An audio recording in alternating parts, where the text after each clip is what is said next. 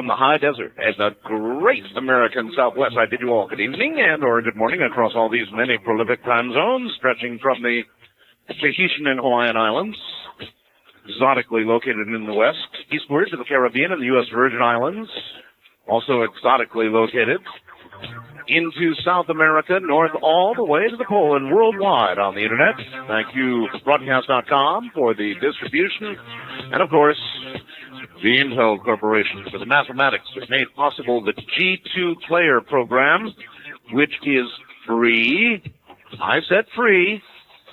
You just go to my website, look on the left-hand side, you'll be able to download the G2 program for free, put it in your computer, come back up to my website, and on the left-hand side you will see streaming video. Click on that, and then magic. Here I am in living color, and you can see and hear me doing the program. It's an amazing thing to me how many people actually do that. Well, all right, let us see what is going on in the world, and some fair amount.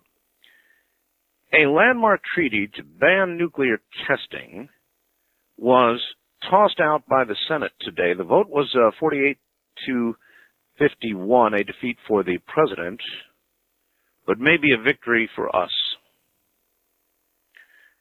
Now, I know that we should all be thinking about the possibility of global thermonuclear war, and I am thinking about it a little bit. I saw a statistic earlier on CNN that made me wonder a little bit about how wise some of these treaties we're making are.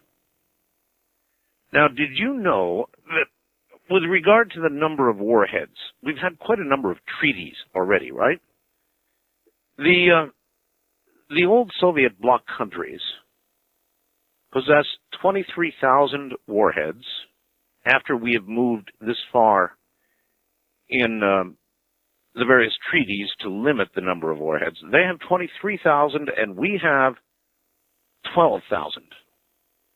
Now, I looked at that earlier today and I thought, that doesn't seem equitable. In other words, what kind of deals have we been making? I thought the whole concept of this nuclear weapons reduction, which, by the way, I'm certainly for, was to reduce both sides evenly, roughly evenly, to get some sort of par. But they've got almost twice as many nuclear warheads as we do. Something to think about. Colorado and Boulder, a grand jury has now decided there is not enough evidence to indict anybody, and so they will not in the Jean Bonnet Ramsey case. It's been going on and on and on since the Christmas time 1996 murder. And so I guess there will be no new grand jury, no new investigation, and barring new evidence, it's over. It's over. And of course, the Ramseys maintain their innocence. They have been the main suspects, I guess, through all of this. And I wonder if it's really over for them now. Only they know that for sure. But we do live in a country, you know, where unless it can be conclusively proven that you did something, they don't convict you. At least that's the way it's supposed to work, right? The AFL-CIO has given Al Gore their powerful endorsement, calling him, quote, a supporter of working families and a champion of our unions, end quote. So there you have it. They want Gore. Pat Buchanan appears prepared to bolt the Republican Party, going to take off, he's basically saying, I've had enough. They're saying he's going to make a major announcement on October 25th. He will be seeking the Reform Party's presidential nomination. And so Pat Buchanan out.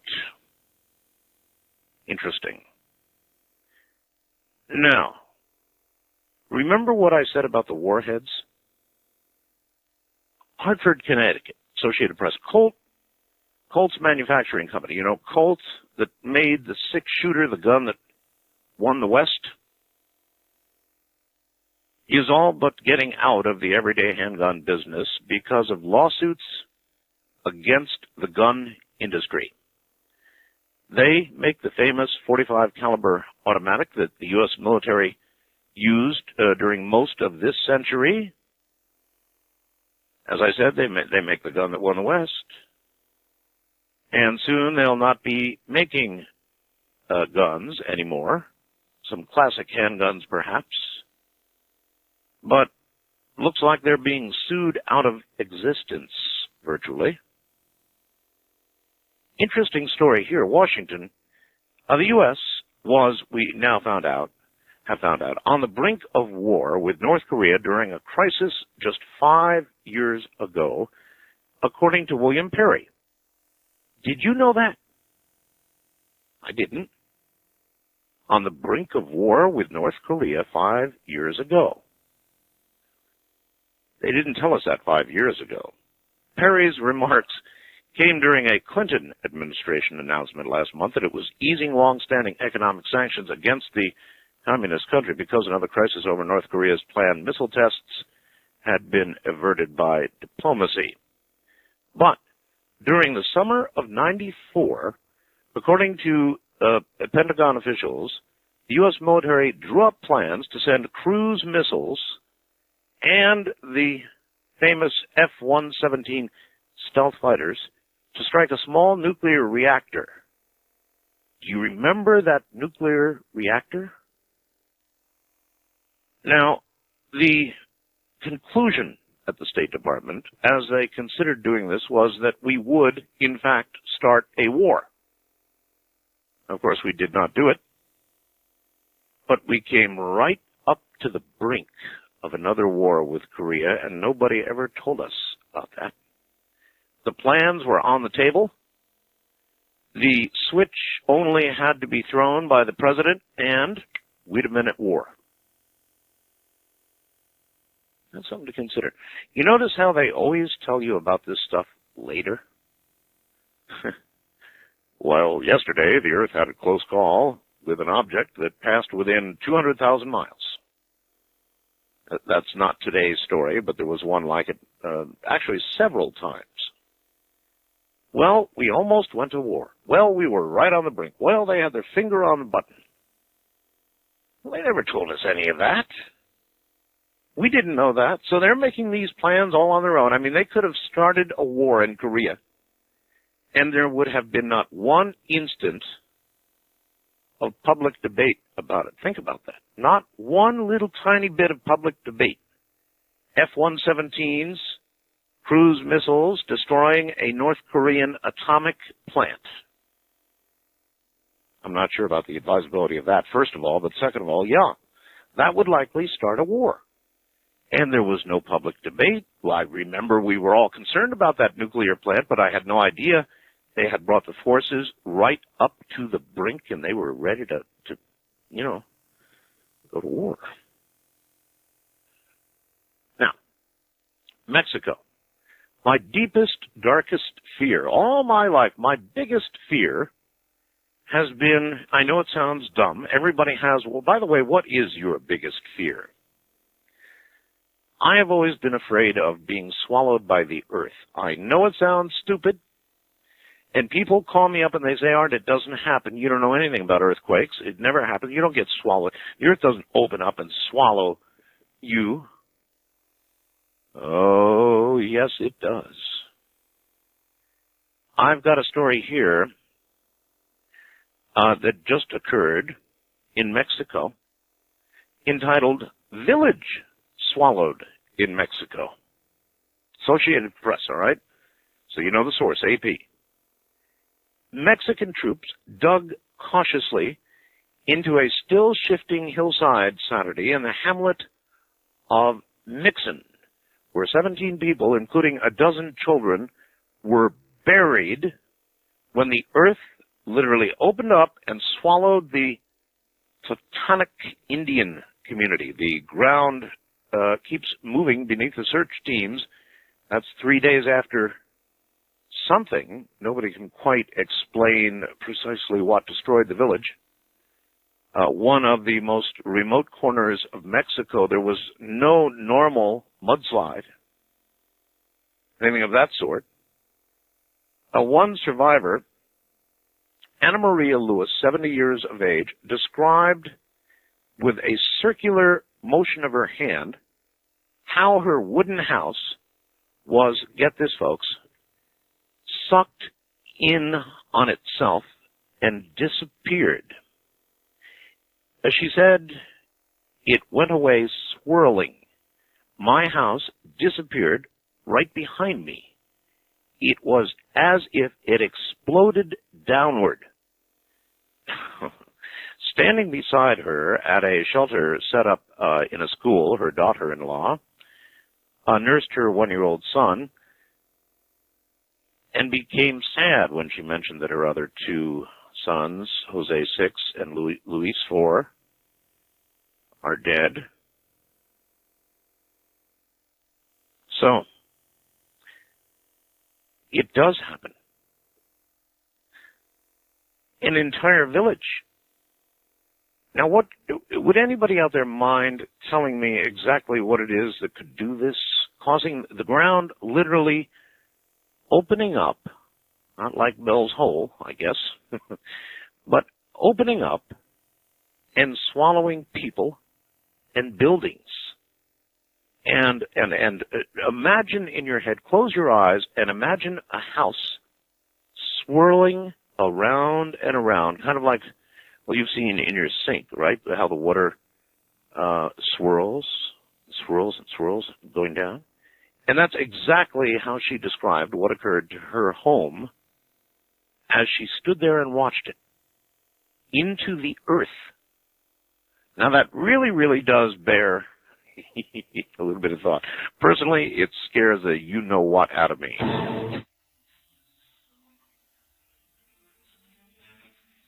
If you have some good reason to reach me or try to reach me, you are welcome to do so. I have an email address, and I have a good one, too. It's artbell, ARTBELL, at mindspring.com. And I am there, that is, on Mindspring, for the same reasons that you ought to be there. They've got good, fast, reliable connections, period. Every time you try, boom, boom, boom, they are there. That's one. 2, they've got this wonderful thing called the Spaminator, and I swear I would buy it for that, if no other reason alone. And it gets rid of all this junk email that you otherwise get. You know, X-rated solicitations, ways you can make zillions of dollars while you're asleep, that kind of thing, that you really don't need. Too good to be true, and they are too good to be true, of course. But they send them to you anyway, endlessly in your mailbox, unless you have Mindspring, and then they filter all of that junk out. Now, what else?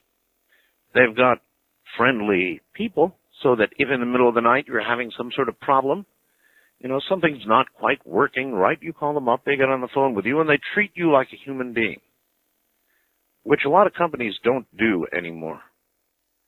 By the way, I've been meaning to talk about that generally. What the hell has happened to customer service in this country? You wonder about that at all? What has happened to customer service?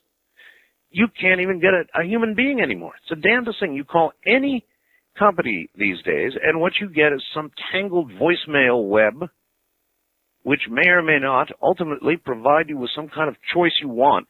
And I always find myself simply looking for a way to get a human being.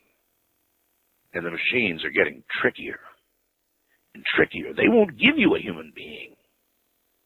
It sounds like you're going to get a human being, but all you get is another machine directing you to other parts of the machine, caught in an endless labyrinth of voicemail.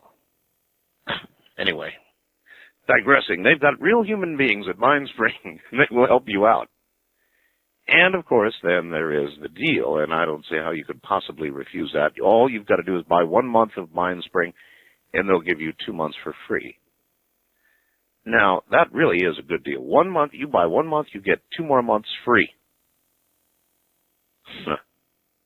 That's amazing. 3 for 1. So, you need to call them. Oh, and by the way, if you've got unlimited service, that account, then your wife gets her own mailbox. So do all your children, no matter how prolific you may be. Call them. I'm going to give you the number now. Write it down. Better yet, just call it right now and switch and get rid of that clunker of an internet provider you've got for something better. 1-888-677-7464. Again, with feeling. 1-888-677-7464. Don't think about it. Do it. How would you like to look and feel 10 years younger in 10 weeks? Now there's proof that aging can be slowed down and even reversed. You've heard me talk several times about the incredible age-reversing benefits of HGH, human growth hormone. Well, according to many scientific studies, higher HGH levels can help you look and feel younger. That's why I'm taking Ultimate HGH, a natural formula without hormones designed to boost your body's own production of HGH. If your goal is to help improve energy, stamina, lose unwanted fat, diminish wrinkles, enhance memory, immune function, and vision, then Ultimate HGH is for you too. When you order 2 bottles of Ultimate HGH, you'll get a 3rd bottle absolutely free. That's only $33 a month, a tremendous savings off the typical $100 a month for comparable products. Plus, you receive a free audio cassette tape on the incredible benefits of HGH. So, call Great American Products now at 1-800-557-4627. That's 1-800-557-4627. One more time, 1-800-557-4627. Are we in an unprecedented time of change on planet Earth? That's what author and researcher Greg Braden poses in his exciting new video, Walking Between the Worlds. In this video, Braden explores this paradigm shift and shows us the exciting possibilities for our future. If you would like to buy a copy of Greg Braden's Walking Between the Worlds, call 800-482-7607. Walking Between the Worlds is one of many hundreds of videos, books, and other products that can be found in the Explorations catalog. Other people featured in Explorations are Graham Hancock, Jordan Maxwell, Joseph Campbell, Nikola Tesla, Brian O'Leary, Gene Houston, Raymond Moody, and many others. If you would like to order a free copy of the Explorations catalog, call 800-482-7607. Call now and get 20% off any order of Greg Braden's exciting new video, Walking Between the Worlds. For a free copy of Explorations or to place an order, please call 800-482-7607.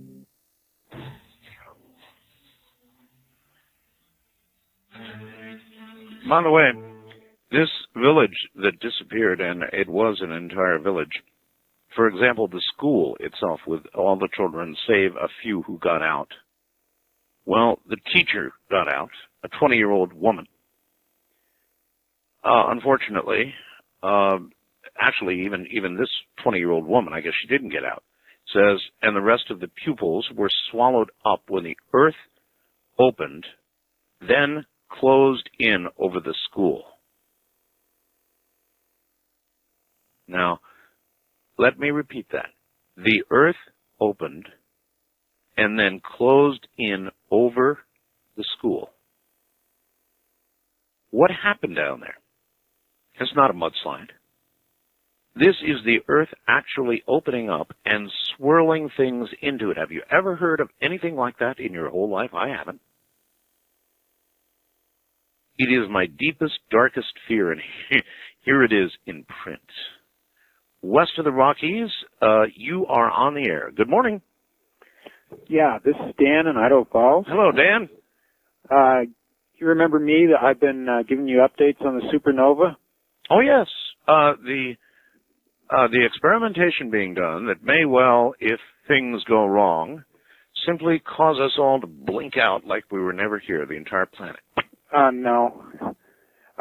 President Clinton has responded to me with 2 assassins that he sent. Oh, baloney. They were distributing... Oh, baloney. Now I know who you are. Yeah, you're the guy who thinks the sun is going to go supernova, which would fry the world, as described. And there's no question about that. So I guess we need not get into that technical part of Do you want to hear my story about the two assassins? Well, you know what? I don't believe it. Say something to make me believe that President Clinton sent two people to have you killed. I don't believe it. They were distributing religious literature. On the literature was a biological weapon that causes cancer. How do you know? Because I got cancer.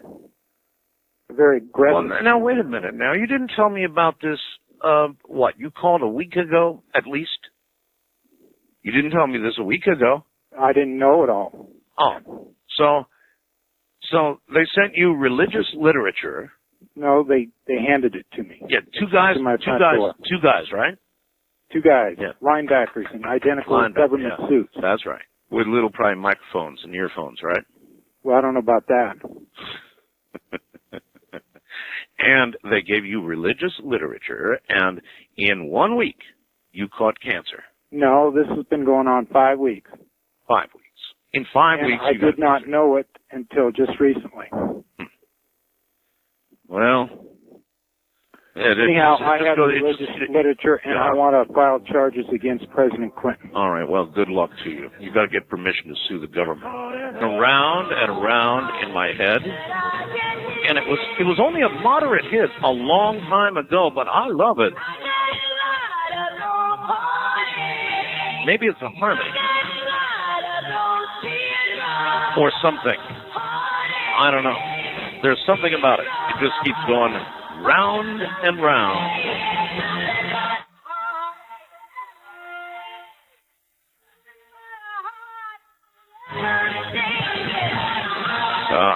Music. Anyway, we're going to continue to do this and sort of play music that is going to take you on a trip through the millennium, what we have left of this one before the next one begins. And please stop sending me things saying this is not going to be the new millennium. Because whether you are technically right or wrong does not matter. I know people say, I get these faxes during the day. Don't embarrass yourself. Don't be calling this the new millennium coming up because you're off by a year. It doesn't actually begin until 2001. Well, you people are fighting a losing battle. The American public, the media, everybody else has decided the new millennium shall begin with the year 2000. And I'm with you. As far as I'm concerned, once the tick goes to 2000, that is significant. And so you can send these faxes until the cows come home, but to me, it's going to be the new millennium. And with the new millennium, no doubt, there will be some surprises, some good, some bad. Stock market has not had a lot of good surprises for us lately, has it? Last couple of days, have you been watching it? We're down to, 10-2 something now? October. Not a good psychological month for anybody in the market, ever. Ever since the crash. I guess these kinds of things haunt us. And I wonder if there's an economic reality to it, or whether it's just sort of a myth that has become reality. I'm not sure. It's worth thinking about. The Beijing Free Play Radio will account and help you through one of these uncertainties because it doesn't require batteries, nor does it require being plugged into the wall. It's unique. It has a crank on the side. It's built like a tank. Was invented in Great Britain and manufactured in South Africa for third world countries that didn't have much power, or sporadic power at best, because you don't need power. But here is where it's selling, in the U.S. That's where it's selling. You turn the crank for 30 seconds, and this amazing device plays at a full room volume on AM, FM, and 7 shortwave bands for 30 minutes. Think about it, 30 seconds of cranking, 30 minutes of playing. Moreover, it has a light, an LED array that'll last about 100,000 hours, a magnetic light plugs into the back of the radio, a 12-foot cord so you can work on stuff. Now every time you crank the radio, you get, for 30 seconds, you get not only the radio I described, But you get light as well, a nice diffuse white light's really neat. So you've got information and you've got light, and you're not dependent on the grid. You think about that. The price was $149.95 right now until they're gone, which is soon. They're $119.95. $119.95. It's the only place you can get a Beijing with a light.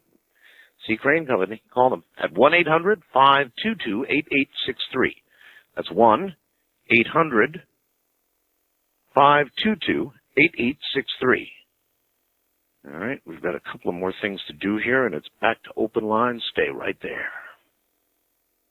This is Glenn. Glenn is 46 and still uses the 1040 Easy form. So why is Glenn so popular? Tickets.com, a new website where Glenn gets great seats for sporting events and the hottest shows.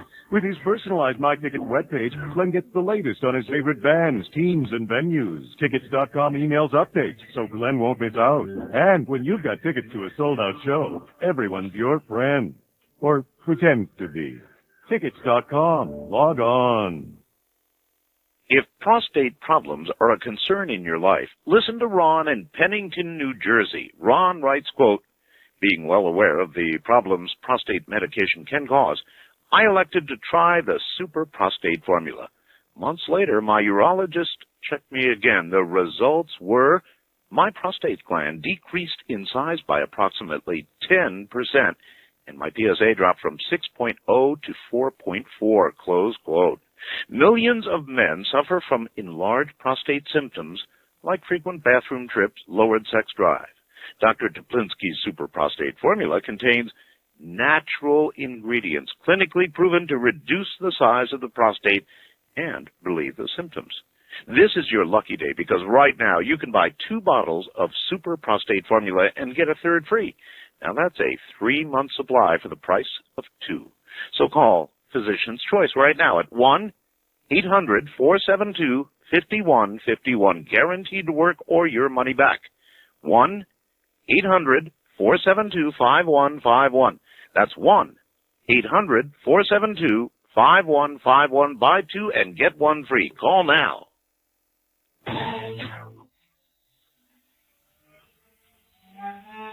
Are you ready for Y2K, the movie? Yes, it's coming. According to somebody who just faxed me, he says, Dear Art, I just confirmed it with NBC in Los Angeles that on November 21st at 9 o'clock, they're going to have Y2K, the movie. Now, I was wondering, what do you think they'll do with the movie? I mean, you couldn't very well show John and his family huddled in the corner of the house as 11:59:59 came up on December 31st. All backed into a corner with their storable foods and everything. And then midnight coming and they sit around and they wait and nothing happens and nothing happens and nothing happens. Well, you couldn't have that, could you? So Y2K, the movie, is going to have to show, well, frankly, the downside possibility of Y2K, or else it's not going to be much of a movie. I wonder what they're going to do.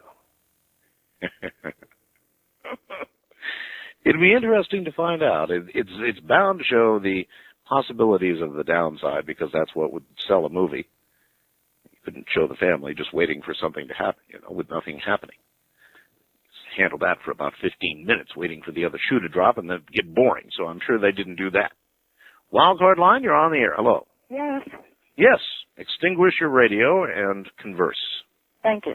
The CIA and President Clinton haven't tried to kill you, have they? Not yet. Okay, good. Now that's one less in the body count. Anyway. I'm prepared. All right, good. Good. Well, if somebody comes with now everybody's going to be freaked out when guys with ties knock on the door, handing you, words of Jesus.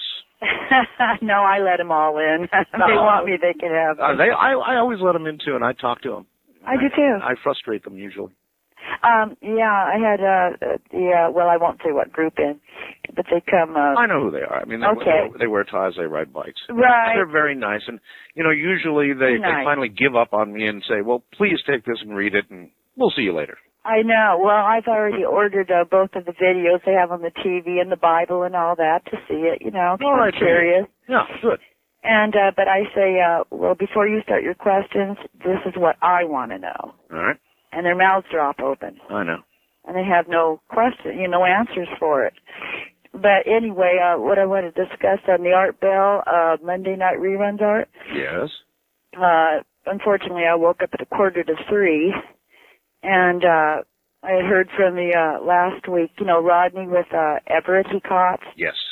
Okay, and you said something about, I missed that part on Monday night and Tuesday. Well, what do you want to know? Okay. He sent you a picture, supposedly, of... No, he never did. He was supposed to send me a picture of the lash up of the bug zappers, but he never did that. He never did that? No. Oh. Doesn't mean that it didn't happen. He just may have decided not to do it. Oh, no, I believe him. I mean, why not?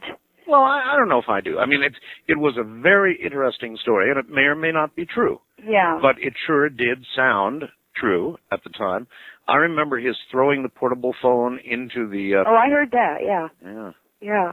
And his wife channeling and all that. Oh, yeah. And so nothing, so Rodney's disappeared, right? Maybe the government got him. Well, I never had any such information. Rodney is probably still out there. Rodney, if you're out there, what the heck, fax us. Give us an update. Yeah, something. Right? Yeah. All right. Okay, enjoy you much, Art. Still listening and passing the word around. Many do listen to you here in La Crosse. La Crosse, Wisconsin. You've got it. What Prism 1410, AM on the dial. That's what to do. What is La Crosse famous for? Clarify that for me. What is La Crosse famous for? I mean, there must be something special about La Crosse. Well, I'm against it, but everything's beer, beer, beer. Beer, huh? Yeah, and cheeseheads. See, I'm from California. Don't you be insulting cheeseheads. I'm a big fan, Oh, I know that. I'm for the Packers all the way. Well, then you got to be for beer, too. Oh, no. No? No, I have a problem with that. But how can you be for the Packers and not be for beer? Or even be for football and not be for beer? Because if I have one beer, I will continue on. I see. See, a little bit of a problem there. I fully understand. And now I know you've got this lady dialing like crazy up north. All right, thank you. I'll see you later. East of the Rockies, you're on the air. Hello. Yes, Art. It's Vince in Minneapolis, St. Paul. Hey, Vince. It's been a long time. I used to be from Chicago. I used to talk to you quite a bit. Yes. There's some new things that are popping up about the John F. Kennedy Jr. plane crash that... Like what? Well, there's a tape of a Boston TV station. They go on and they're talking about John F. Kennedy Jr. making radio contact with the airport just before his crash. Yeah, I heard some rumors about that. And what did he purportedly say?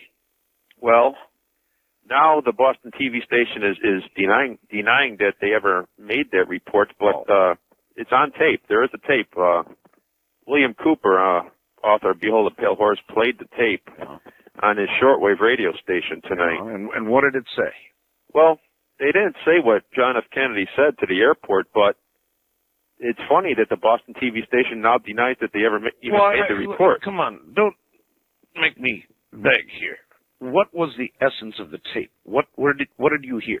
Well, they were going, the TV reporters at this Boston TV station were going on about this radio contact. Okay, no. When Cooper, the shortwave guy, played this on the air, what did you hear? It was just the TV station in Boston talking about. So in other words, they didn't play the tape. No, but they swept it under the rug, and they were going on and on about this radio contact. Well, that proves absolutely nothing. Unless you heard the tape of the radio contact, which is what I thought you just said Cooper played, then there's nothing. But I think there's a lot of strange things. Somebody had planted a transponder away from the plane crash. There was a transponder in the ocean. Well, they did pick up a short transmission of a transponder of some sort. but they thought it was on land. And this had delayed, the searchers for the plane crash for quite a while. Yeah. And William Cooper claims that William Cooper claims a lot of stuff. Well, yeah. Too much for my taste. But he claims that an investigator that saw the plane wreckage came forward to him a couple of weeks after this investigator saw the wreckage of the plane. Yeah. And he says that it shows evidence of a bomb in the tail section, a barometer bomb. Yeah, right. Well, there would take a lot of things to prove that. You'd have to have samples that have been, that have gone through the lab that show traces of the explosive and everything else. And I take it Mr. Cooper did not have this man on the air to. No, he didn't go into detail. But Art, isn't it funny how they buried at sea John F. Kennedy Jr. and his wife and his sister-in-law within 24 hours after they found their bodies? That's kind of strange. Well, I guess it goes, I appreciate your call, by the wishes of the family. I think that's what they wanted to have done. No, I think it was a plane crash. I think he was a young student with some experience, but, there's a lot of indication that this was nothing more than just a pilot error. Pilot error. But if the name Kennedy is attached to it, it can never, Occam's razor, right? That Occam's razor? Usually, the simplest, most apparent solution is the correct one. But if the name is Kennedy, you never reach for Occam's razor. You reach way beyond. West of the Rockies, you're on the air. Hi. Hi, Art. Yeah, this is Wade in Tacoma. Yes, sir. Yeah, how you doing? I'm doing. Good. Glad to hear it. I was wondering if you've ever heard back from, what was Beats the his name? alternative. What's that? I said it beats the alternative. Yeah, that's for sure. Like my alternative day, I got to go to the dentist, so I'm sure you're doing a lot better than I am. Going to the Dr. dentist? Woods. Yes, go ahead. I'm sorry. Sorry, yeah, Dr. Woods, is that his name that was up here in Seattle? Have you heard back from him at all or anything about that story recently? Are you referring to the alien in the freezer story? That would be the one. Yes. I've heard recently, yes.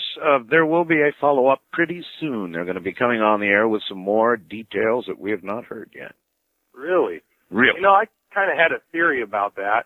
And? Wasn't he like a psychologist? Correct. Yes, he was. Yeah. Mm-hmm. I was kind of thinking, I was wondering if he was just kind of maybe doing an extra credit assignment or something like that. I remember he was... You can always imagine that to be possible, but the man has been on the run in fear of his life, and his career is destroyed, his family life is destroyed. That's an awful lot to go through for an assignment. Has any of that been verified at all? Yep. As far as... Really? Oh, yeah. That part of it, sure. Huh. So how soon do you believe you're going to have him back on the air? Well, they said they would call me, and the communication was about a month ago, and they said that soon there would be a reason to come back on the air and update that story, and I am going to update it. A lot of people think it's BS. It might be, or it might be true. I don't know. But it's a hell of a story, and it's fun, and so we will have them back on the air and investigate as best we can. I call it the alien in the freezer story. And no matter what you think of it, it was told with conviction, detail, and sounded true. That's what you would have to say of it. First time caller line, you're on the air. Good morning. Hello, Art. Hello. Hello, this is Jeff. I'm just out of Columbus, Ohio now on the road. Okay. Yeah, pleasure to talk to you. Hey, wasn't it Major Ed Dames that you talked to a while back that said he remote viewed Amelia Earhart's airplane and they were supposed to go find it in March? That's correct, yes. Well, have you heard any more? He still maintains the aircraft is located in the water at the same place, but he does not have the funding nor the time to go and check it out himself. Oh, okay. And that's what he had wanted to do, but he hasn't done that yet. It takes a lot of money. You've got to mount an expedition to do that kind of thing. Yeah, I was just wondering about that. Hey, one of these days I'm going to send a fax to you with my phone number. Yeah. I live not too far from Asheville, North Carolina. If you're ever in the area, you can get a hold of me. I'll take you out to dinner. Well, all right. That's where my mom is, in Asheville, North Carolina now. Yeah, I know. My mom lives there, too. All right. Thank you for the call, sir, and take care. Wild Card Line, you're on the air. Hi. Hi, Art. This is Pamela in Seattle. Hello, Pamela. Hi, I've got 4 gallons of Applejack brewing in my kitchen. Why? Because I make vinegar out of it. And, you know, I don't know why people drink beer, because Applejack's really the stuff. Oh. It is. All right. Oh. You're treading right on the edge. Oh, see, I don't understand. This is the 17th time I've called you. And it's going to be the 17th time your call's been cut short if you go in the wrong direction. But I don't know what direction that means. All right, well, that means to the right, to the east of the Rockies line. You're on the air. Hello. Hello. You have hum on your audio, sir. I'm sorry? Hum. Yes, Hum. I think it was my radio. I've turned it off now, though. No, it's not the radio. Oh, now air it's conditioning, maybe. Well, now, nice to talk to you, Art. Now it's fixed. All right. Well, good. I actually have about a 3-minute story to tell you, if I can. And it actually comes to mind. It's a true story, and the other day, before I went to bed here in Atlanta, I heard you talking about something in regards to propelling objects through the air using magnetics as far as propulsion and not using a thrust. Right. Basically, my father encountered an engineer who was developing this technology. And my father had a company that was in Minneapolis. He used to work for Control Data, which is a big superpower, and used to be making supercomputers along with Cray. In 1992, he got laid off and started his own company. By the way, sir, let me quickly interject. Cray computers go for about $10 million a piece. Yeah, they're very expensive.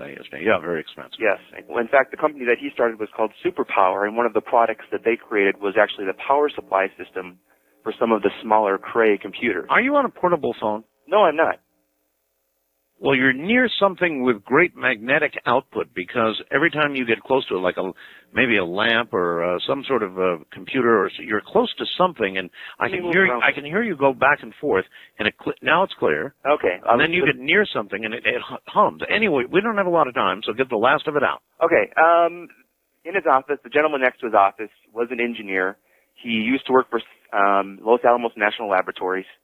And my father came to work on a Saturday, and he had these 2 poles set up across the parking lot. And my dad never met the guy next to his office, and this guy next to him went to demonstrate this disc that my father said was about 20 pounds. Yes. He just let go of the disc, and the thing went flying across the parking lot with nothing at all. And the gentleman said that this technology that he was experimenting was from the UFO technology, because he used to work for the government. And he was on a team with 5 other engineers doing reverse engineering on a UFO project. Gotcha. All right. Well, we'll have to hold it right there. And if you have photographs, be sure and send them to me, all right? But personally, until I see, I don't believe. Not in a million years. Do you wake up in the morning and ask, was that a dream, or was that Art Bell? Well, here's how to keep track of the strange things you hear on this program. With Art Bell's After Dark newsletter. For only $39.95, After Dark helps you see in print before your very eyes what you hear about on Art's show. Amazing articles, color pictures, evidence. Plus, you'll get Art's monthly article where Art gets up close and personal. You don't always hear this stuff on the air or see it on Art's website, www.artbell.com. Subscribe now for the new and improved look of After Dark.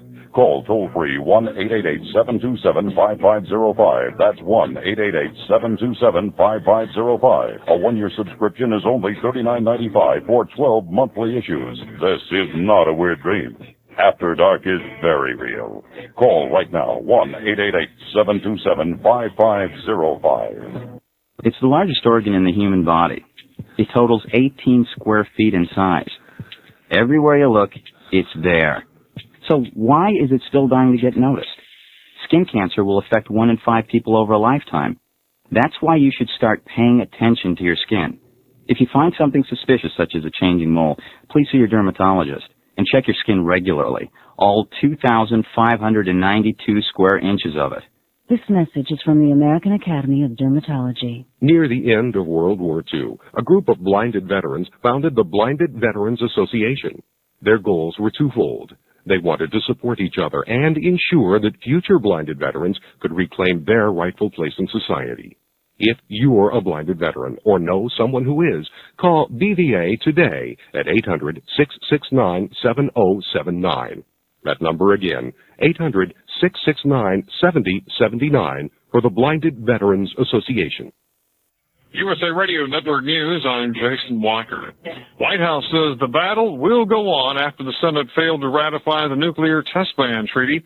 The latest from USA's Connie Lawn. President Clinton expressed extreme frustration with the Senate's failure to ratify the nuclear test ban treaty. The president said he was very disappointed.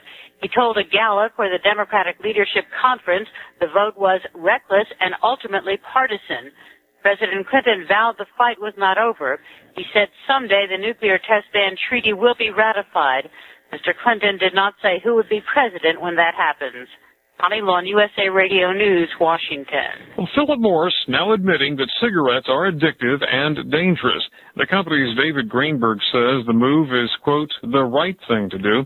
But he also emphasizes that Philip Morris is involved in more than just tobacco. We've started a campaign to open broader lines of communication with the public. We think it's time we told our story. It's a story of the largest food company in America. We make products like Maxwell House Coffee, Philadelphia cream cheese, Oscar Mayer meats, products that are in 9 out of 10 American homes. But the American Lung Association says the action by the tobacco giant, nothing more than a publicity stunt. This is USA Radio News.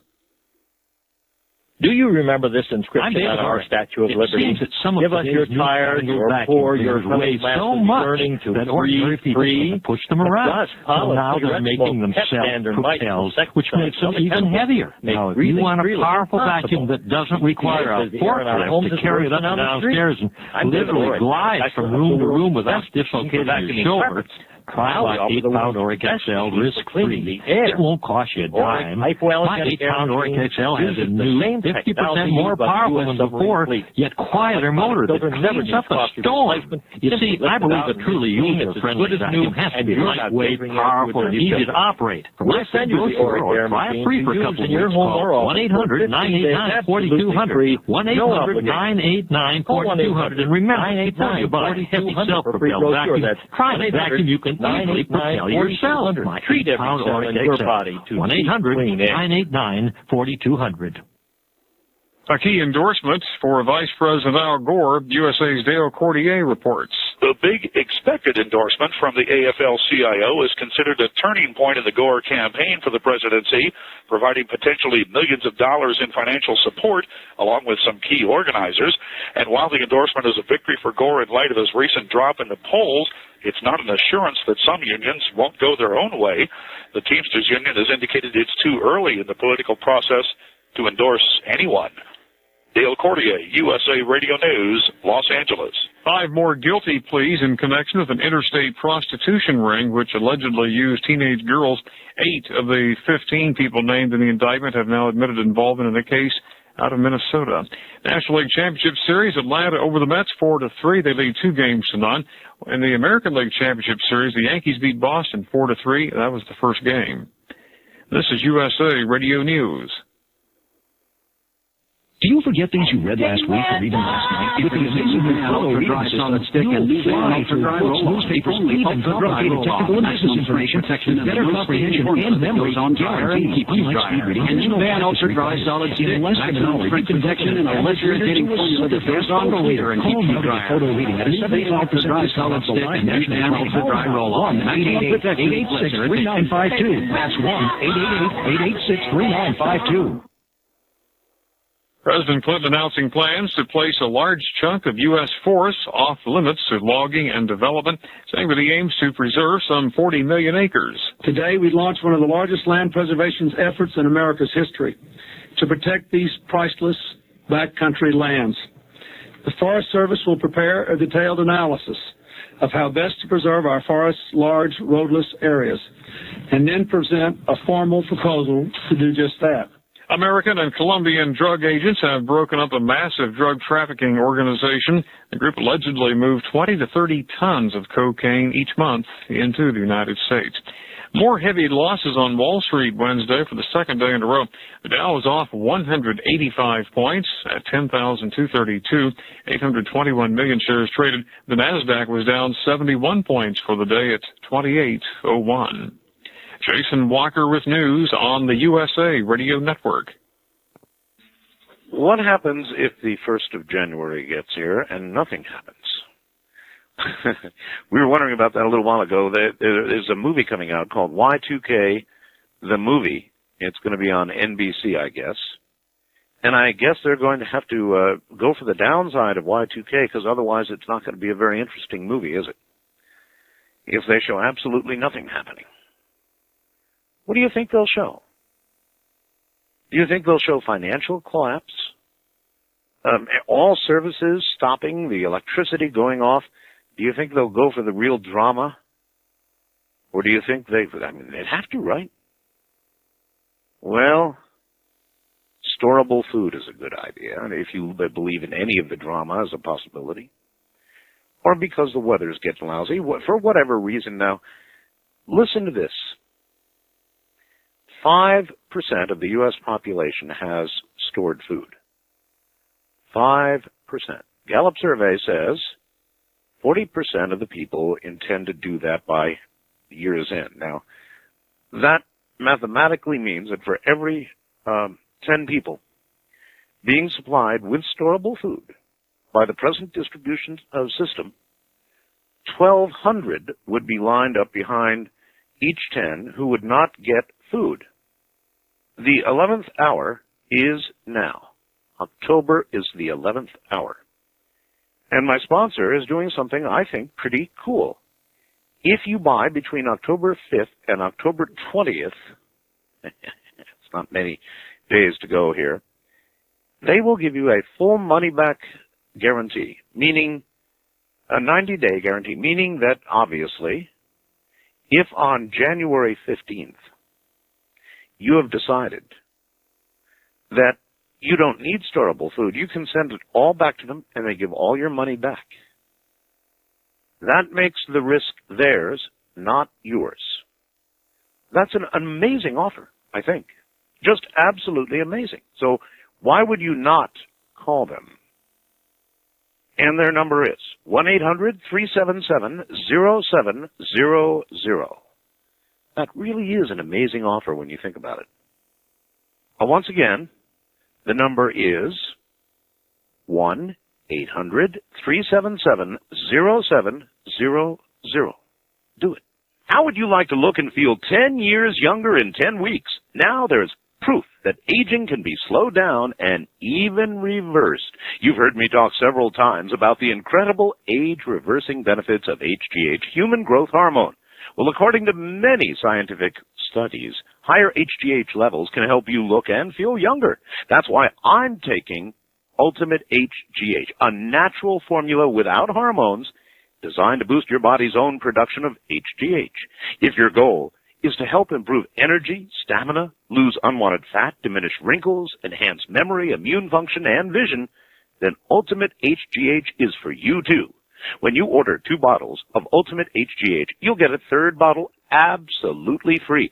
That's only $33 a month, a tremendous savings off the typical $100 a month for comparable products. Plus, you receive a free audio cassette tape on the incredible benefits of HGH. So, call Great American Products now at 1-800-557-4627. That's 1-800-557-4627. One more time, 1-800-557-4627.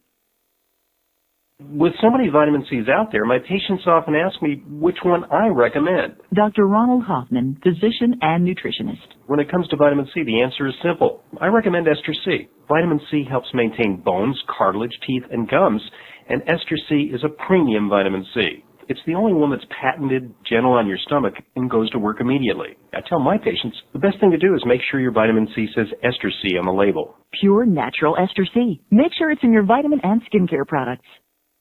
The book is The Silent Invasion, or simply Silent Invasion, actually. The Shocking Discoveries of a UFO Researcher. And these involve sightings in New York. You may have heard of the Pine Bush area of New York. Very, very active. Well, Dr. Ellen, is it Crystal or Crystall? Crystal. Crystal.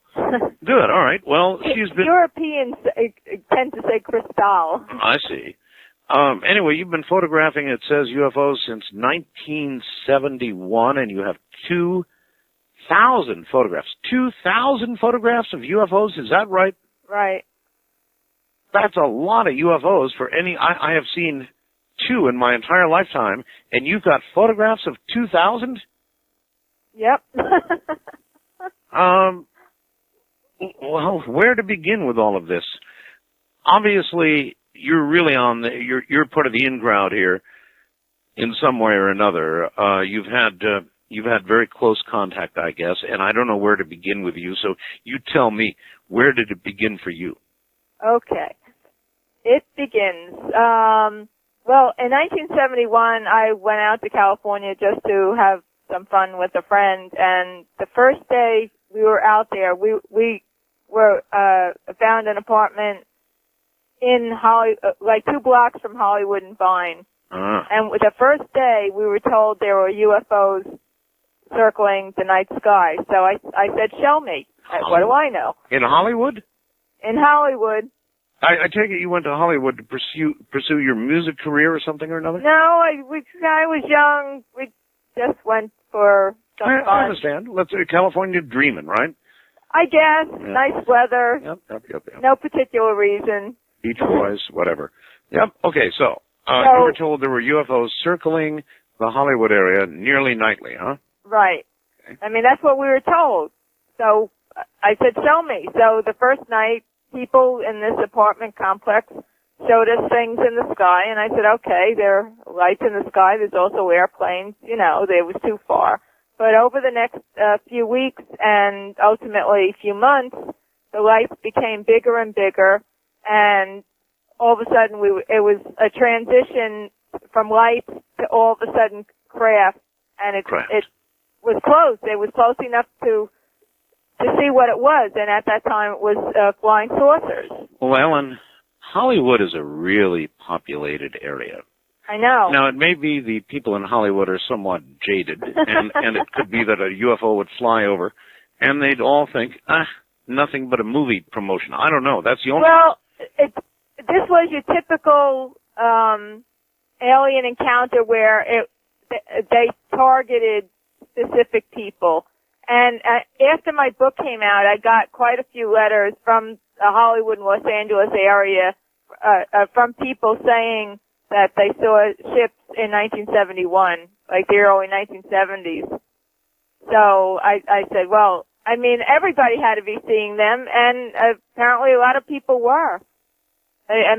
Because I had letters after my book came out, so I knew we weren't the only ones seeing it. Oh, I have heard of that flap. I've heard various reports of Hollywood in past years, but again, people in Hollywood are so jaded in most ways that... Well, you can, I mean, it's like in this town of Pine Bush, not 100% of the residents have seen what's there, and some of them don't believe it, although everybody's heard stories, and a lot of residents have seen what's been there for quite a number of years. Oh, listen, I've heard the stories about Pine Bush ever since I've been looking into ufology. Have you? Yeah, sure. Why is that such a hot spot? Well, we now we sort of jumped here to... You're right.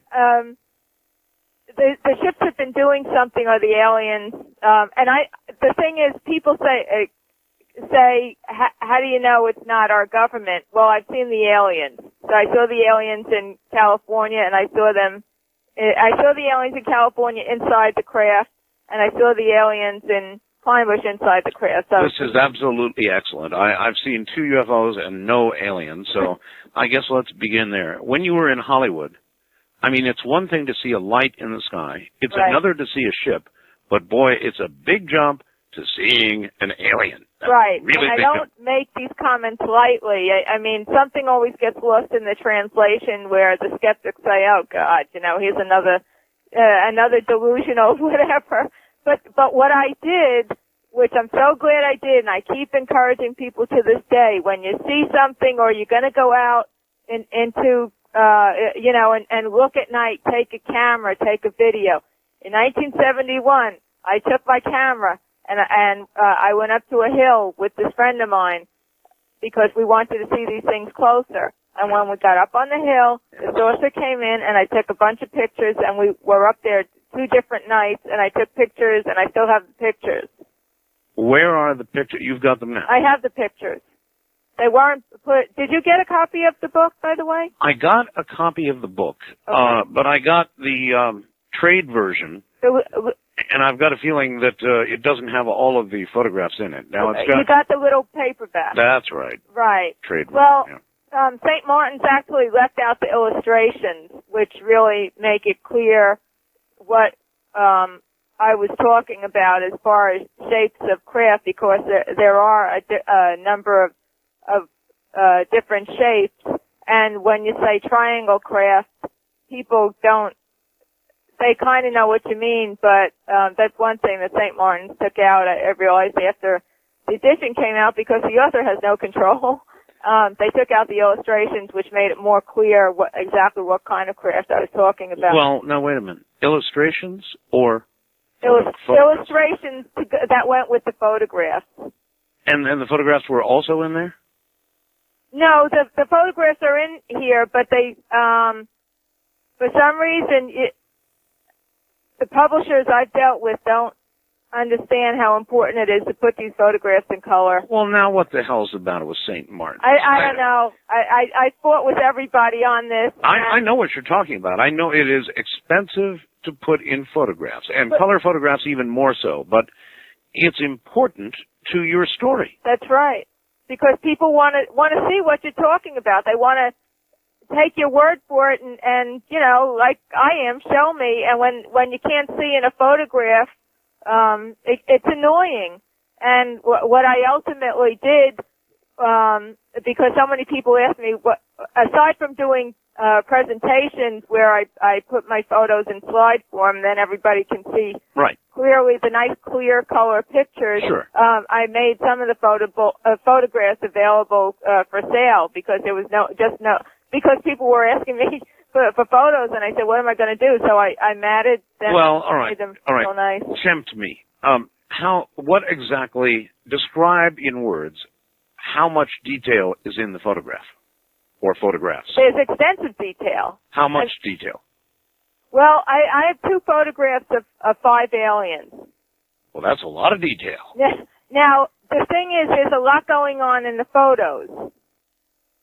So it's not like here's an alien in a field in the sunshine waving and smiling. It doesn't work that way. Describe at least your best photograph to me. Describe it. Well, best, is all in the eye of the beholder. I know. Well, right now we're depending on you as the beholder as well as the photographer. All right. Well, I'll describe the 2 alien photographs. Okay. I'll describe the circumstances of how they came to be. Okay. In 1980, I found out about a town called Pine Bush, New York. I actually met a man called Harry Webbleson, who was working at Omni magazine at that time, and he knew about this town of Pine Bush. So I went with him, and we met a couple in Pine Bush, and they said, we'll take you to the field where the ships land, and that's it. And I said, well, okay. We'll take you out there, and then you're on your own. Well, the terminology was where the ships land. So I said, show me where the ships are landing. And so they took us to the center of town, at a farm town, and we got out of the car at 10 p.m. at night, and were instantly surrounded by at least 20 triangle craft, and we could see them all clearly. They were silent. I snapped away with my camera. Harry had a Leica. Harry passed away a few years ago, unfortunately.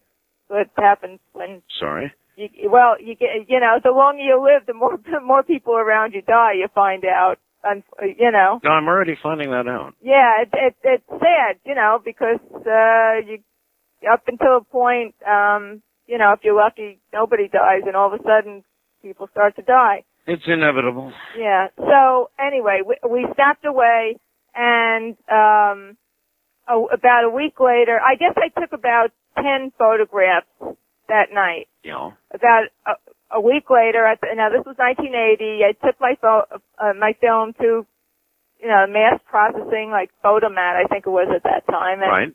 It takes a week to get it back. In the meantime, we were still going up there taking pictures, and when I got my film back, I saw all these bright sprays of color on my film, and we're looking at my film saying, "Where are the ships? This isn't what we saw. I mean, we saw clear ships." Yes.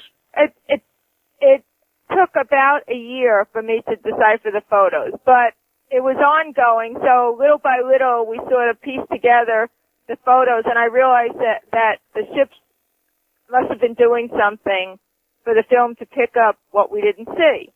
So I had to do the research. I mean, I went into the science books because I had no guide. And in the process, about a year after I took the photos, and everybody was looking at the photos because so many people were interested, and people started saying to me, you have, like, figures in these photos. I said, no, what are you talking about? All right, so it's not interpretive then. In other words, you've got to look and look and look at it. And no, but you need a guide. See, I had nothing. I mean, I had no clue. Well, I don't get it. You were taking pictures of ships, you thought.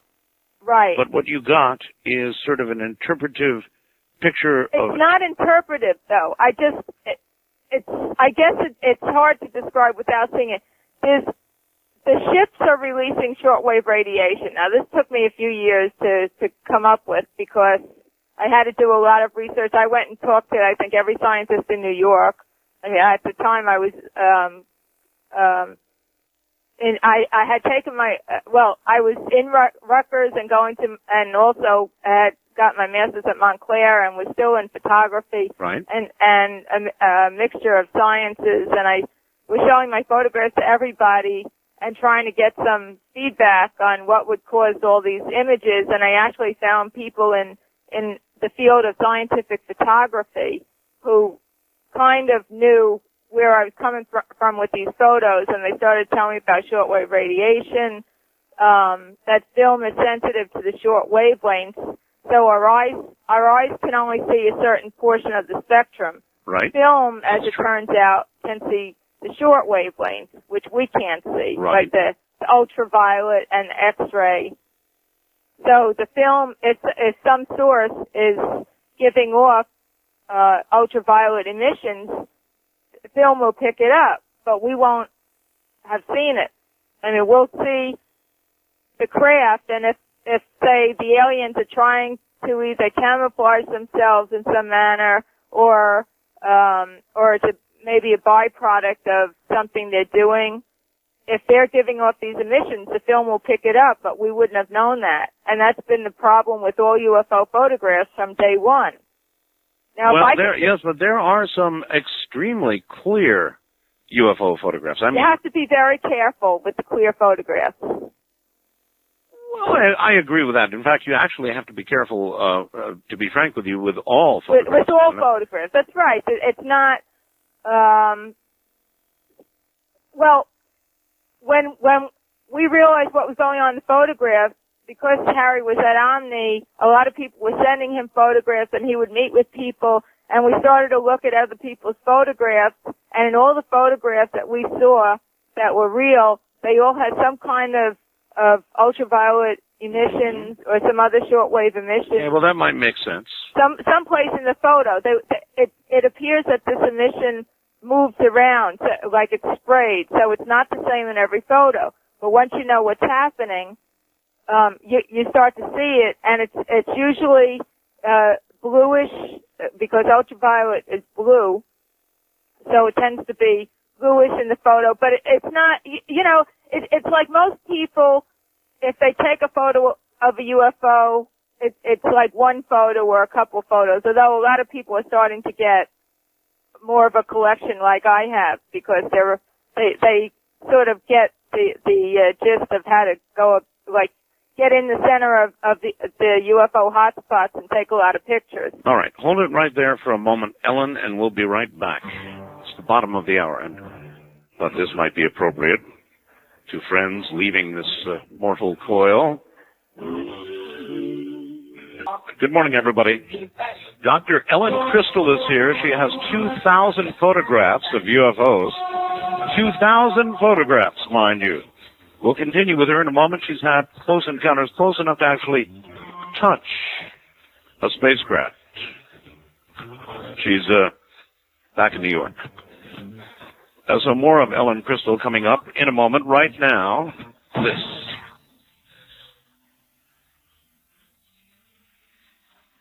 Flashlights. We only call them flashlights so that you might know what they do. They make light like a flashlight ought to. But regular flashlights last about 40 or 45 minutes with batteries. The bulb lasts about 20 hours on average, and that's all old hat. What we've got is much better. The bulb, if you will, lasts 100,000 hours. Light-emitting diode array makes white light. Very diffuse and very nice and very pleasing, and 100,000 hours of operation compared to 20. The batteries, 3 AA batteries, will last 2 to 3 years in normal use conditions compared to about 45 minutes for a regular flashlight. Not even any sort of comparison there, is there? Waterproof, shockproof. Turn it on underwater if you want. Twist on, twist off type operation. You're familiar with that, right? And once you've had your 2 to 3 years of normal operation, you can put in 3 more AA batteries and get 2 to 3 more years. So, if the lights go out, what do you want to have? One of the old clunkers or one of the new CC?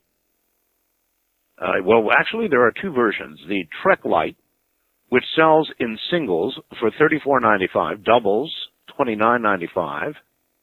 And if you're buying for Christmas, here's a heck of a buy right now.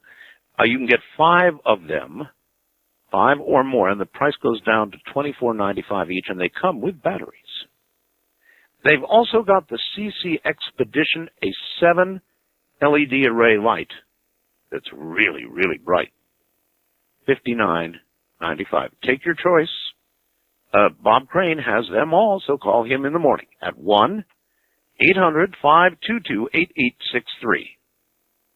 That's 1-800-522-8863. The C. Crane Company. Bob's actually right now in China, so you will not speak with him personally, but the essence of him will be there, and your flashlight will be on the way. Is your website a victim of slow loading pages, web server downtime, pop-up ads, bandwidth restrictions, or anything else that's annoying about the internet? Well, team up with DigitalChainsaw.com and bring your site back to life. Professional Digital Chainsaw website hosting starts at just $9.95 a month. Yeah, $9.95. Connect to DigitalChainsaw.com and see for yourself. Isn't your website worth $10 a month? DigitalChainsaw.com. Cutting prices, not performance. Measure for measure, nothing beats common cold symptoms like coldies. Coldies is all natural, safe, and effective, and it's the #1 pharmacist-recommended cold treatment of its kind, in 4 soothing flavors, sugar-free, and now bubble-blowing bubblegum. At the very first sniffle or sneeze, fight your cold with the one and only Coldies. It's a classic. Available at CVS, Mayer, Kroger, Acme, Rite Aid, Walgreens, Costco, Walmart, and fine stores everywhere. Are we in an unprecedented time of change on planet Earth? That's what author and researcher Greg Braden poses in his exciting new video, Walking Between the Worlds. In this video, Braden explores this paradigm shift and shows us the exciting possibilities for our future.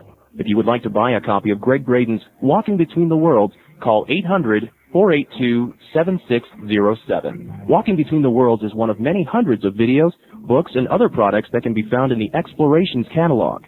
Other people featured in Explorations are Graham Hancock, Jordan Maxwell, Joseph Campbell, Nikola Tesla, Brian O'Leary, Gene Houston, Raymond Moody, and many others.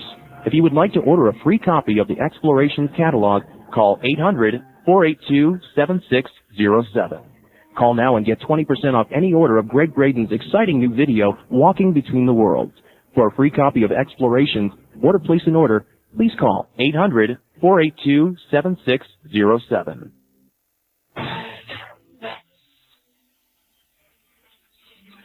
Interesting, as I listen to that commercial, I have interviewed every single one of those people. Once again, here is UFO researcher Dr. Ellen Crystall. All right, Doctor, so you've got 2,000 photographs. Some of them, it took you a long while to figure out, but surely some of them are clear photographs, or relatively clear. Well, the thing is, clear is kind of an adjective that people have different ideas as to what is clear. I mean, all of my pictures are very clear and sharp pictures.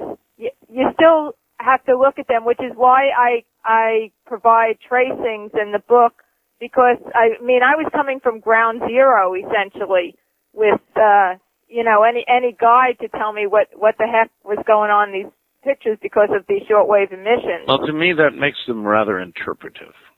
Well, they're not interpretive. I'm sorry, Ellen, I'm just a lay type person who looks at a photograph and says,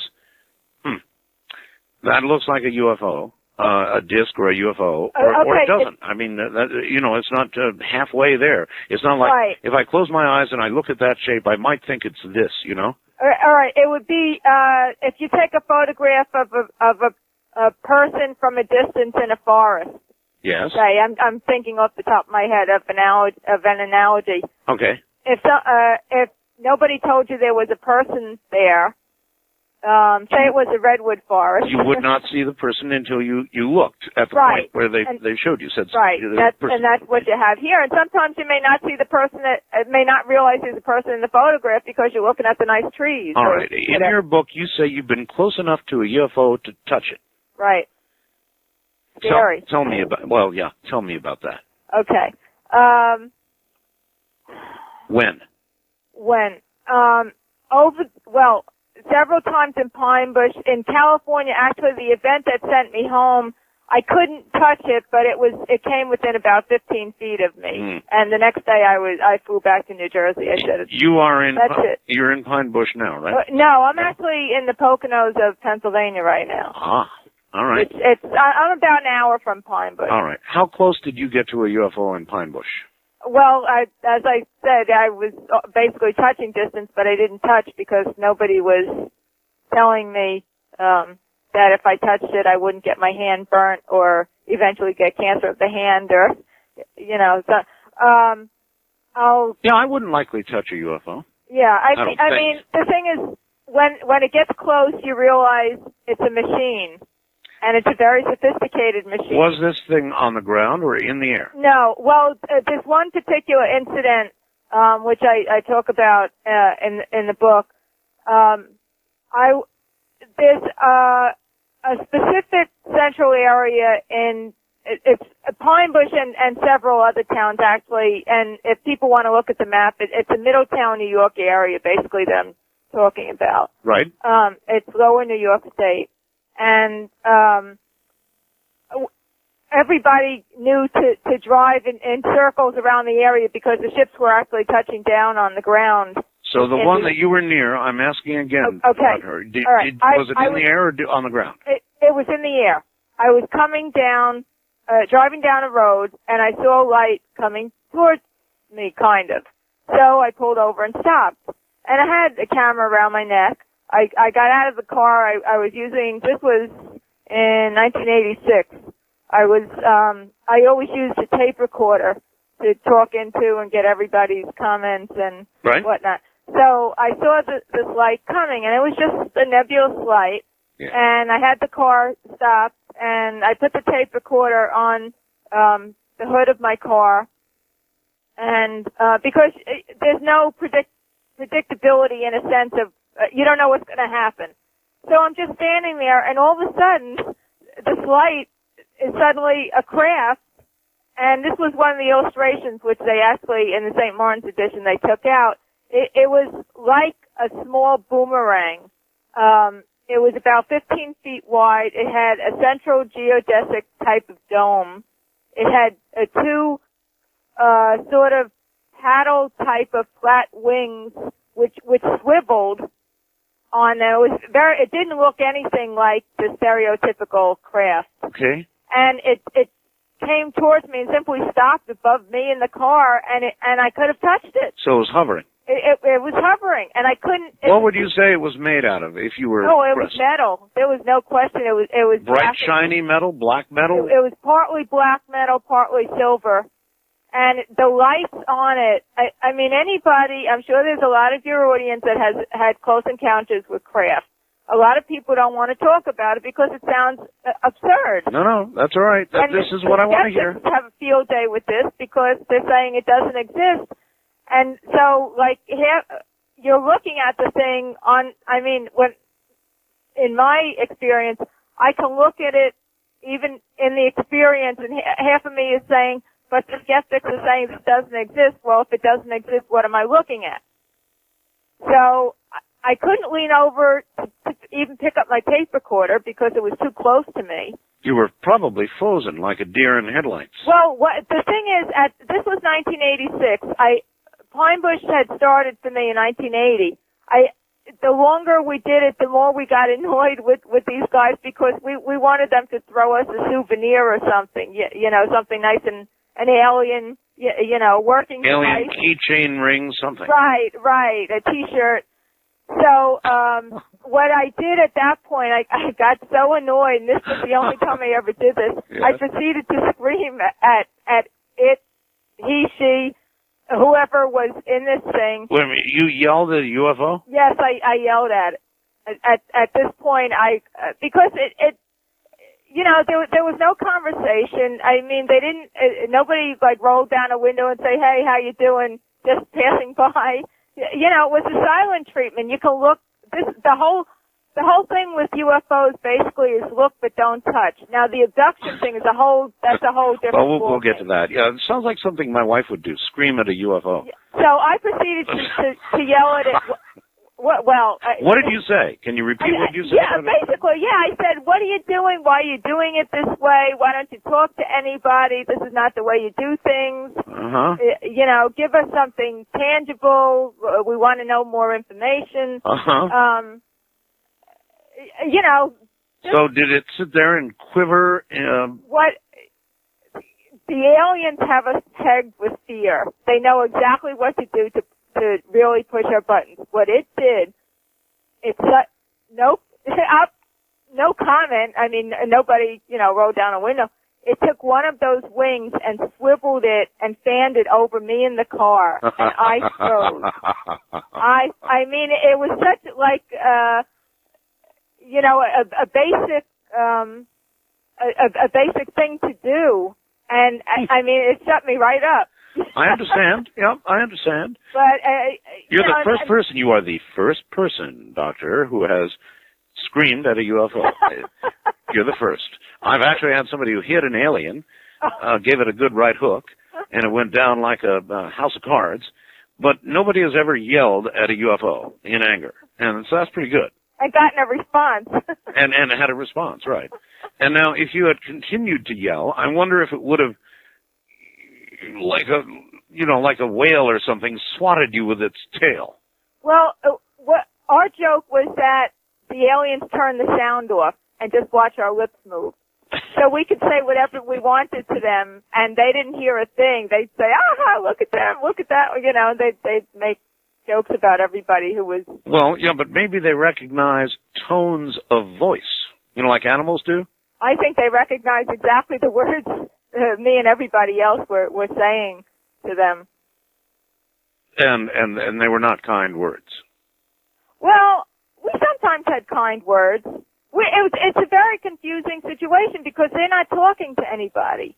It's all one way. I mean, we have to second guess everything, and this is the way I operated and got all my photographs and was able to lead like 25 people into a a farm field and suddenly watch a ship put on all its lights and take off. Now, they did, by the way, put the photographs you've got of the lights at Pine Bush in this book, and they're kind of intriguing. There's no question. And I heard all these stories over the years about Pine Bush, and a lot going on there. How frequently was this occurring when you were there? When the ships were there, this was nightly. Nightly. Every single night. Now, some nights were better than others. So thousands of people, like throughout the 1980s, were going up there. And after my book came out, it was even worse. People were just lining every road. Was it your book, Doctor, that began the public aspect of Pine Bush?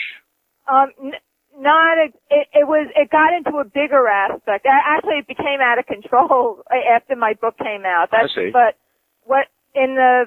around 1980, I started in Pine Bush. The ships actually left the area. We noticed the activity dropping off the end of 1980, 1981. You don't think it's because you yelled at them? No, I didn't yell at them at that point. Right. It took me a few years to get up the nerve to yell at them. In 1984, the ships actually returned full force to Pine Bush. And Harry, at that time, had moved to Florida, so he wasn't even around. So I thought, I don't want to see this stuff myself. I was living in New Jersey. I don't want to drive every night myself. So why don't I put an ad in the paper and advertise? But, if anybody wants to see UFOs in lower New York State, they can get in touch with me. So in other words, you actually began to conduct tours. Well, I conducted tours in the late 80s. Early on, I actually wanted colleagues and people just to be friendly with who had. Now, I'm sort of curious. When you would get the group of people together, 20 or 30 people, however many, yeah, and how would you prepare them for the night? What would you say to them? Now, look, you're going to have to remain very quiet and very silent, or did you tell them how to behave or what to worry about or what to be concerned about? I basically told them what it was. I said, we're going to be walking through farm fields. You have to wear appropriate clothing, depending. Yeah. We did this 4 seasons, winter and summer. Gotcha. In 10-degree weather, we were out crunching on snow, chasing after these things. That's devotion. So I just told people that were, and the thing is, once I started to advertise, I had no idea who was answering, and who I was taking up there. Eventually I made friends, who I still have. I made lifelong friends through this. So, but I would tell people it's very dark. It's a farm fields at night. Bring a flashlight. Wear appropriate clothing. In the summer, if you need bug spray, I don't get bitten by mosquitoes, so I never have bug spray, and I forget. So that was one thing I always made a point to tell people. In the winter... Did you tell them to leave their guns home? Well, that issue never came up until the late 80s when I realized that people worked actually on police forces and had guns in cars. And oh, yes. And then it never occurred to me because... you shouted at a UFO. Imagine if you shot at a UFO. I think the reaction would not have been good for the person doing the shooting. Probably not. Yeah, probably not. During the movie Independence Day, you'll recall, they were actually running ads on radio and television saying, "Do not shoot at the UFOs." Oh. Remember Independence Day? Yeah. Oh, in the movie? Yeah. Do not. Well, I think they did. They said, "Don't shoot at the UFOs." People were shooting at them. Yeah. Well, that's. All the old science fiction. That's the first thing anybody does is shoot at them. It's terrible. Right. That's correct. Yes. And many people think that even our government is shooting at them. Well, it's possible. That's what we do. If there's something up there we don't understand. Yeah, shoot at it. That's great welcome.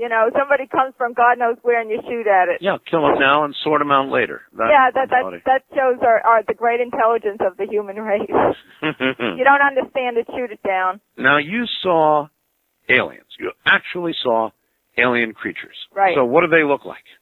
Okay. But I saw one in California and up close, and one in Pine Bush up close, and there were several incidents in Pine Bush where... Okay, just pick one and describe the alien for me. about roughly 3.5, 4 feet tall. Short. Very thin. Thin. Beige skin, not gray. Beige skin. Beige? What's that? Beige skin? Beige, like a pale white. I was going to say, I'm sort of beige. Yeah, well, like whiter and paler, like a sickly beige. Okay. Big eyes that wrapped around to the ear. When I saw what I saw in 1980 in Pine Bush, what I saw with the alien did not have black eyes. Nobody saw black eyes, as far as I know, until Whitley Strieber started talking about black eyes. Everybody was seeing very large yellow type of eyes. I wouldn't like yellow eyes. Well, they were very interesting, very scary, and very alive. I mean, the most intriguing thing. Yellow eyes and red eyes are bad. Well, the red eyes gets into a different connotation. It's too Hollywoodish. The yellow eyes were a complete surprise, and the fact that the actual eye wrapped around to the ear. Yeah, it's a lot of eye. I mean, these eyes were big. Yeah, I've got you. That's a lot of eye. In other words, they were, and the thing that got me, I mean, a lot of talk about these beings either robotic or manufactured, whatever. What I saw, I mean, with these eyes, they were alive. I mean, they blinked. You know, I could see. You could just see the emotion coming from the eye. They were very strange. That's a lot of eye. Did they have a nose? Barely. So a little nose with eyes that wrapped all the way around to the ears. Right. Actually, when you think about it, that's a rather efficient eye. Extremely for anything nocturnal. Compared to us. Right. Well, even during the day. I mean, for example, check it out. How far to the right or the left can you really look? Not very far, right? Not that far. Yeah. But if you had an eye that wrapped all the way around to your ear, yeah, you'd have easily double vision or better. Right. So, well, that's why, like, some of the scientists, even early on, felt that these small, big-eyed. Okay, hold on. We're at the top of the hour, so we've got to pause here. We'll be right back. Clinton says he is very disappointed, but Majority Leader Trent Lott says the treaty was, quote, fatally flawed. More stories emerging now about alleged civilian murders by U.S. troops during the early days of the Korean War. In one case, American soldiers blew up 2 bridges as South Korean refugees crossed them. Veteran Rudolph Gianelli says the Army tried to prevent the refugees from getting on the bridges in the first place. They fired over their heads to keep them back. They tried to tell them they're going to blow the bridge, not to come to the south over the bridge. But they did that twice when I was there, and then the third time they had to just blow it because the enemy was too close. Well, the grand jury investigating the murder of Jean-Marie Ramsey disbanding. Boulder District Attorney Alex Hunter. I and my prosecution task force believe we do not have sufficient evidence to warrant the filing of charges against anyone who has been investigated at this time. But the Colorado governor says he may review the case and appoint a special prosecutor. This is USA Radio News. Have you ever thought about what's in the air in your home? I've given it a lot of thought.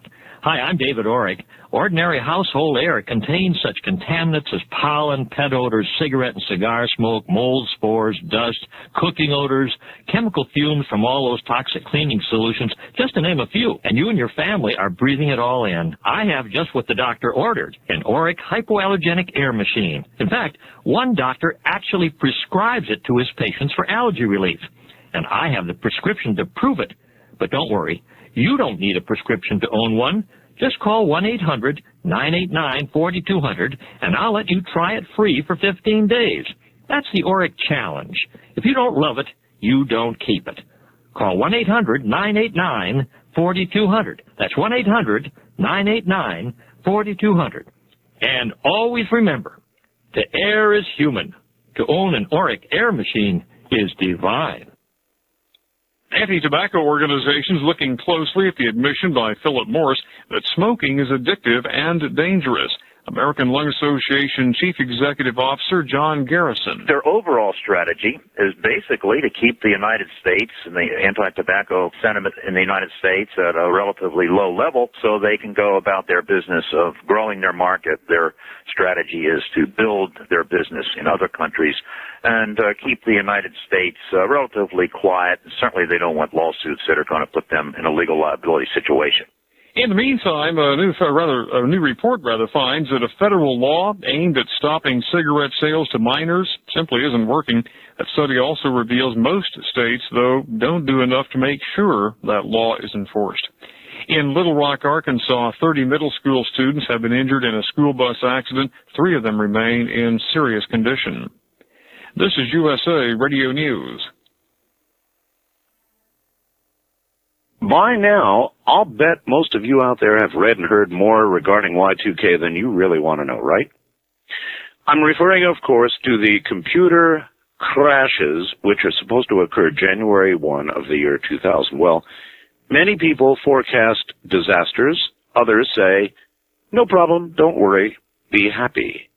My friends at David Hall's North American Trading suggest that what you should believe and what you should do is contained in their newsletter entitled A Conservative Look at Y2K. I think this newsletter really does offer the most sensible approach to Y2K preparedness that I've read yet.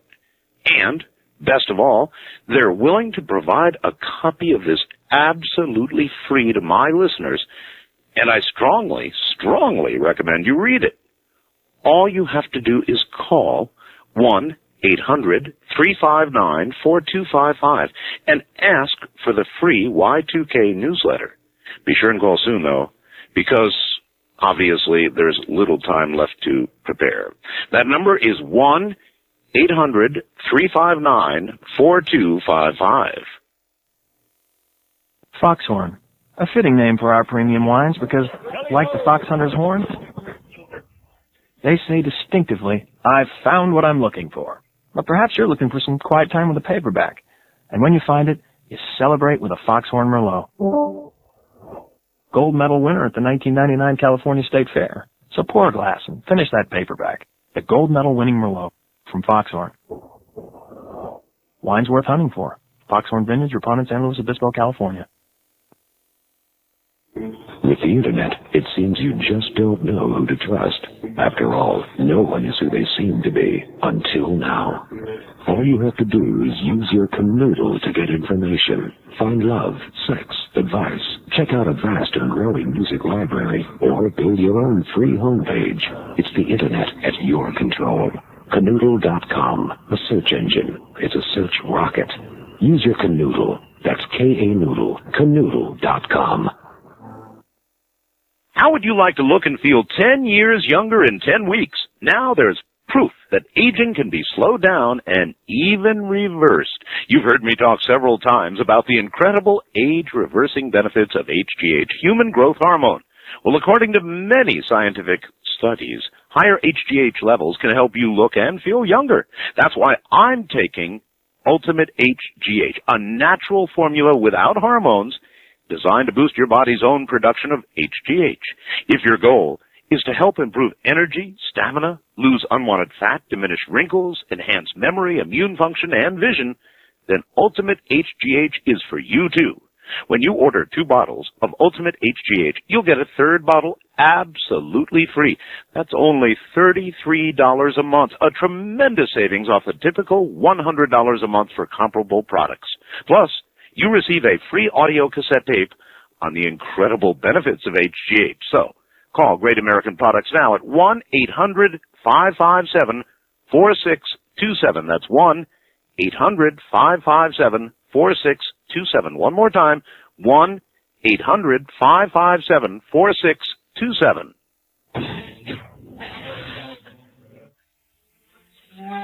Once again, Dr. Ellen Crystall, and on the front of her book, Silent Invasion, one of the versions anyway, they have a picture of the alien with the eye, and the eye is, as she said, almost from no nose. Both eyes go all the way back to where your ears would be. It's the ugliest damn eye you ever saw. And the pupil is not a normal pupil. It is a vertical pupil. That's an ugly eye. It's different. No, it's just flat ugly. I mean, for human beings to consider, so when you saw something like that, and is that a roughly accurate portrayal of what you saw? It's not exact. It's not. It's, I guess, close, kind of. But it was an artistic, subjective, of course, illustration. So they messed with it a little. Yeah. Okay. But basically, was the eye like that? It wasn't tilted. It wasn't tilted up. It was more horizontal. Right. But the pupil was thin. All right. Now, when you're that close to an alien being, what happens? Is there freak out. Well, you freak out, sure. But I mean, is there some sort of mental communication goes on? Well, does it reach out like in Close Encounters with a couple of fingers to you, or what does it do? Well, I'll explain the scenario. This was the first night in Pine Bush that I had gone myself. All the other times I was with a lot of people. Right. They don't like crowds. Well, see, that's a misnomer. They do like crowds, provided they have the control. If it's the right crowd of people, I mean, in Pine Bush, there are just like dozens and dozens of multiple witness sightings of closed craft. So they like crowds, provided it's extremely controlled for them. Where they target a group of people. Sure. So I don't know if I like the word target. Well, I use the term loosely. Where they demonstrate for it. Okay, demonstrate. Targeting has such a military connotation. Yeah, you're right. Yeah. So, anyway, you were alone. Right. Here's the alien. I take it the alien emerged from the ship, or it was just there? Well, what had happened is first of all my friends thought I was going to be abducted because I wanted to go myself to experiment. I didn't know what else to do because we're always trying to provoke reactions. So everybody thought I would be abducted, and I figured, no. Did you want to be abducted? No. No? Well, if I'm totally awake and I have some control, if I have no control, they can keep it. I mean, that's ridiculous to just abduct people when, they have no control. Absolutely is my feeling, too. Probes, needles. I don't want that. Being strapped down, all that kind of stuff. Yeah. So my only stipulation is I wouldn't walk in a field that I hadn't already walked in, because there are surprise like little creeks and barbed wire and just earthly things that you trip over and break a leg on. Farmers with shotguns? Yeah, well, not usually the farmers go to sleep early. Usually. Well, I know, but anyway. Well, yeah, we've had a number of situations where farmers. Yeah, I'm sure. I mean, they see somebody out there with a bunch of lights marching across their field, and they're not going to take kindly to that. Oh, yeah. After a while, they realized, we weren't going to steal their cows; that we were actually looking at UFOs. I bet some of them were worried you might be out there mutilating some of their cows. There haven't been any mutilations there, except there was one weird thing that happened years before I got into Pine Bush. I don't remember what year it was, either in the early 70s or late 60s, where somebody actually found somebody on environmental something or other found piles of I think it was foxes. Piles of foxes? Yeah, dead foxes, and nobody ever figured out what was going on with that. So, but aside from that, there weren't any reports of any mutilations, which always struck us as it's interesting, because we always said, well, you don't mess up your own home, because we thought the ships were planted there, so they weren't going to do any destruction to a place that they needed. The full expression, I think, is you don't poop where you eat something. Oh, was that? Anyway, so I want to know about the alien. Okay, I mean, it's in front of you, and so what does it do, and what do you do? Okay, so I get into the first field that I'm familiar with, which we all stood in at the beginning. Right. And I'm looking around, and I happen to turn around, I see a craft fully lit go right down in a place that I haven't walked. Right. Now, this was my one stipulation. So I'm thinking, they're already calling my bluff. So I thought about it for a while, and I mean, it's pitch black. Anybody that knows the country at night knows how dark it is. Very dark. And I'm used to it, but it's still dark. I mean, you just can't see, even if you have lights around. Right. So I see this thing go down, so I said, oh, great, now what do I do? I mean, it clearly went down. So I thought about it, I said, well, I'll just, like, walk over. It was across the street, so I walked back to my car, and I said, no, I'm too nervous to do this. So I drove around for a while, but I never saw the ship come up. So a couple hours later, I said, well, let me go back over there and see what's doing. Yeah. So then I thought, you know what, I'll roll down my passenger window and shine my flashlight out of the window. Right. I'll go like 1 mile an hour. And if the flashlight shines on some metal, you know, with the ship, I'll get out and knock. Right. And So knock. I- Excuse me, and knock? Knock. This was my plan. So, well, I figured, I mean, that's my whole thing is to make some kind of contact. Now, you got to have a plan, so I guess... Yeah, I mean, so this was my plan. no, knocking is perfectly logical. Okay, What well, else are you going to do? Kick it? Unless they had a doorbell, and then...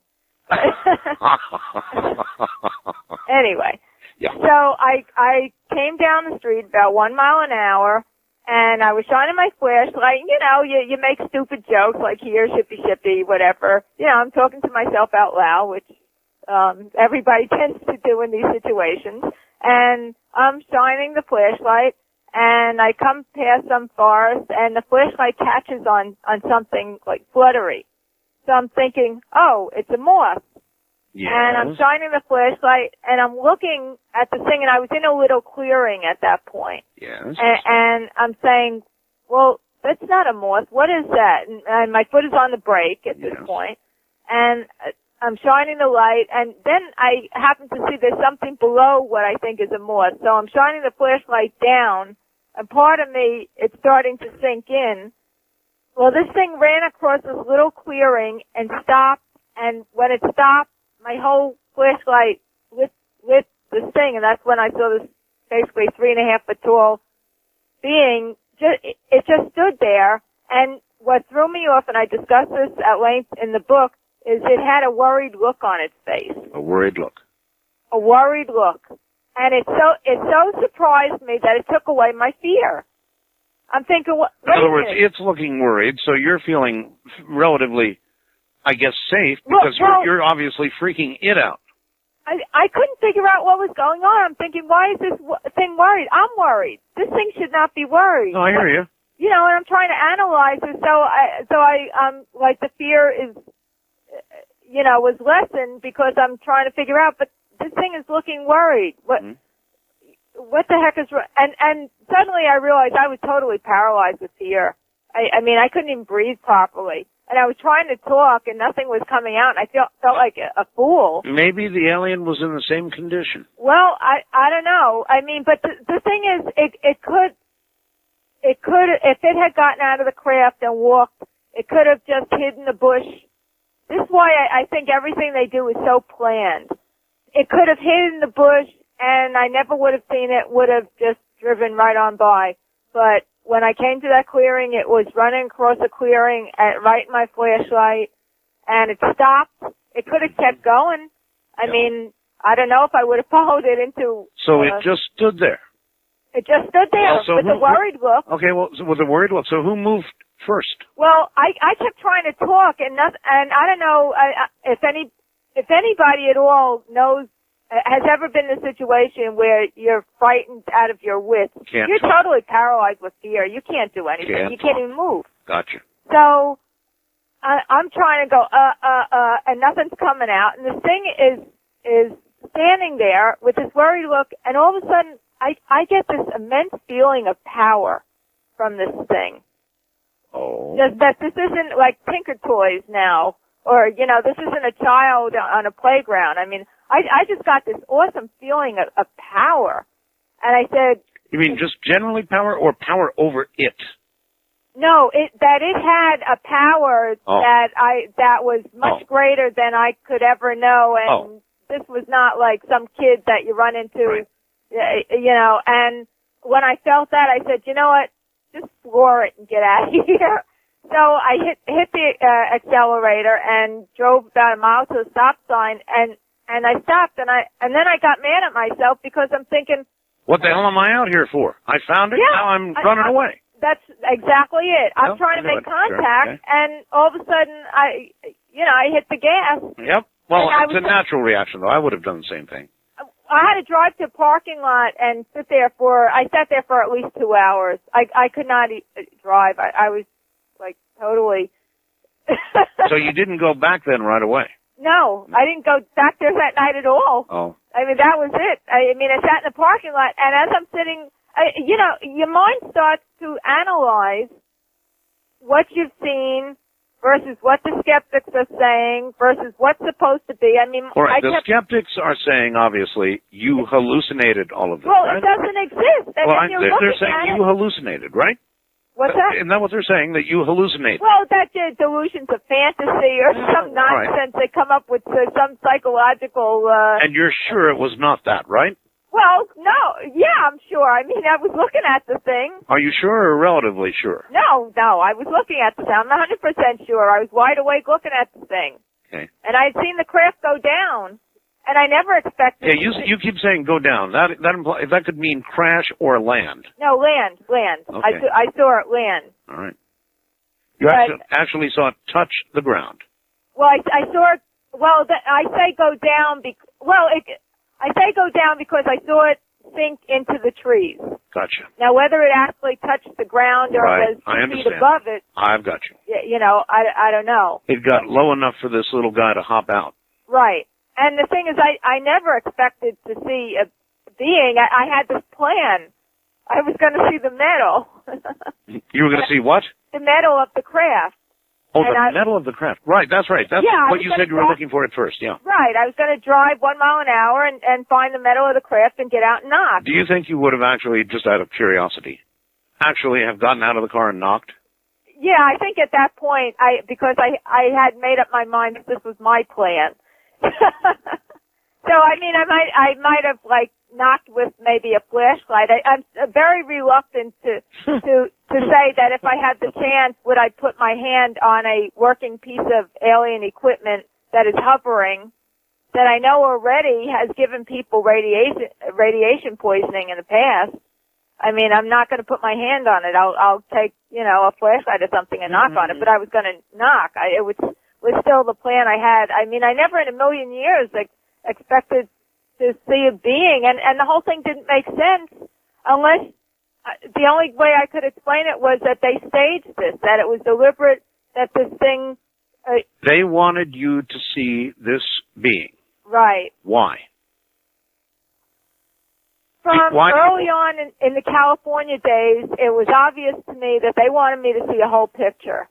Because they didn't let me leave California. The impetus that. Now, I'm going to give you this. Some of the most serious researchers into ufology today, and I know some really serious ones, all believe that what's going on right now are, in fact, demonstrations.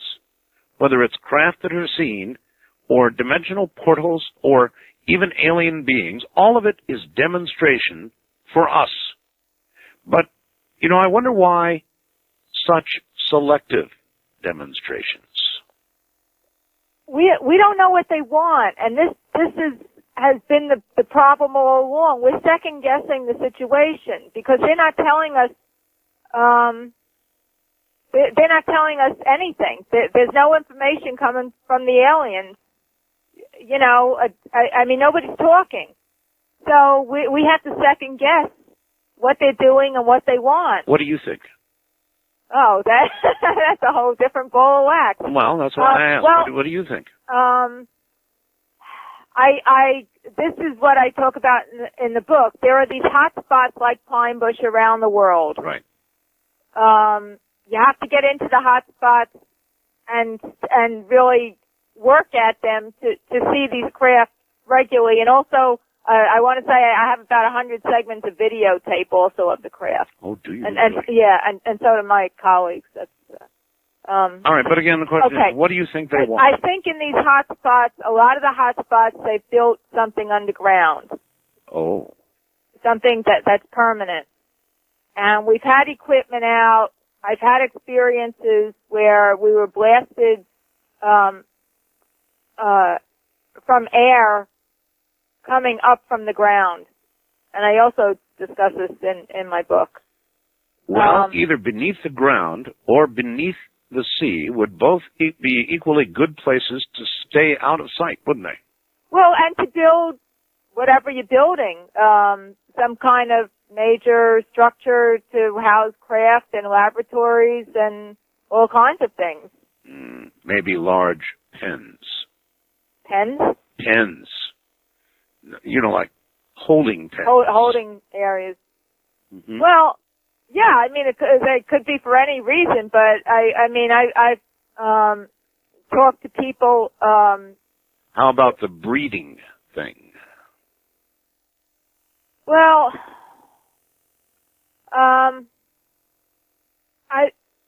it's not working. Whatever they're doing isn't working. I mean, it should be obvious. See, people tend to say like the aliens are experimenting. This always bothered me. All right, but the aliens... listen, we've got to hold that. Hold it okay. right there. Stay right there, and we'll come back and talk about the breeding thing. You know, they want our genes. Both kinds. We'll be right back.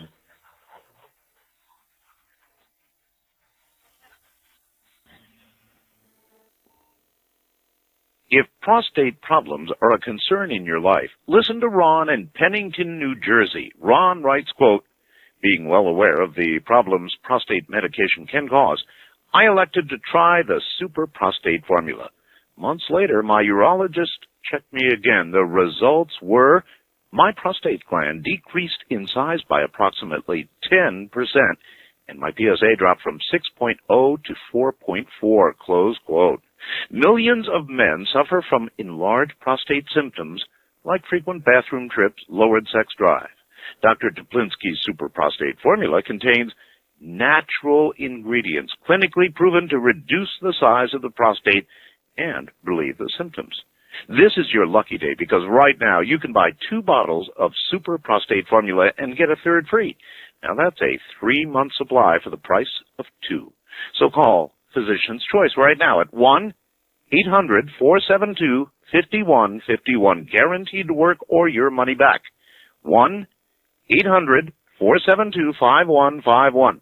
That's 1-800-472-5151. Buy 2 and get 1 free. Call now.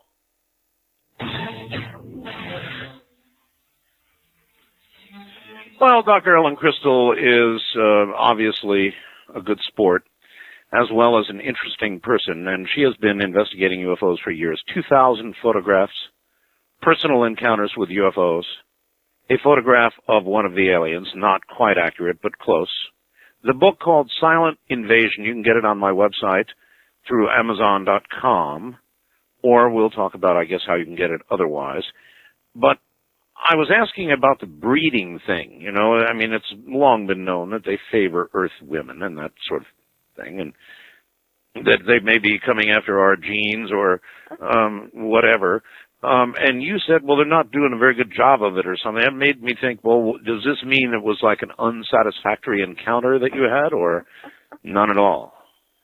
As far as let me just say that Silent Invasion is also it's in stores, but it might not be on the shelf, so you have to ask and they'll order it. Yeah, they go into the computer and there it'll be. Yeah, it's supposed to be on the shelf, but you can get it on Amazon though, right? Right. Okay. Right. All right.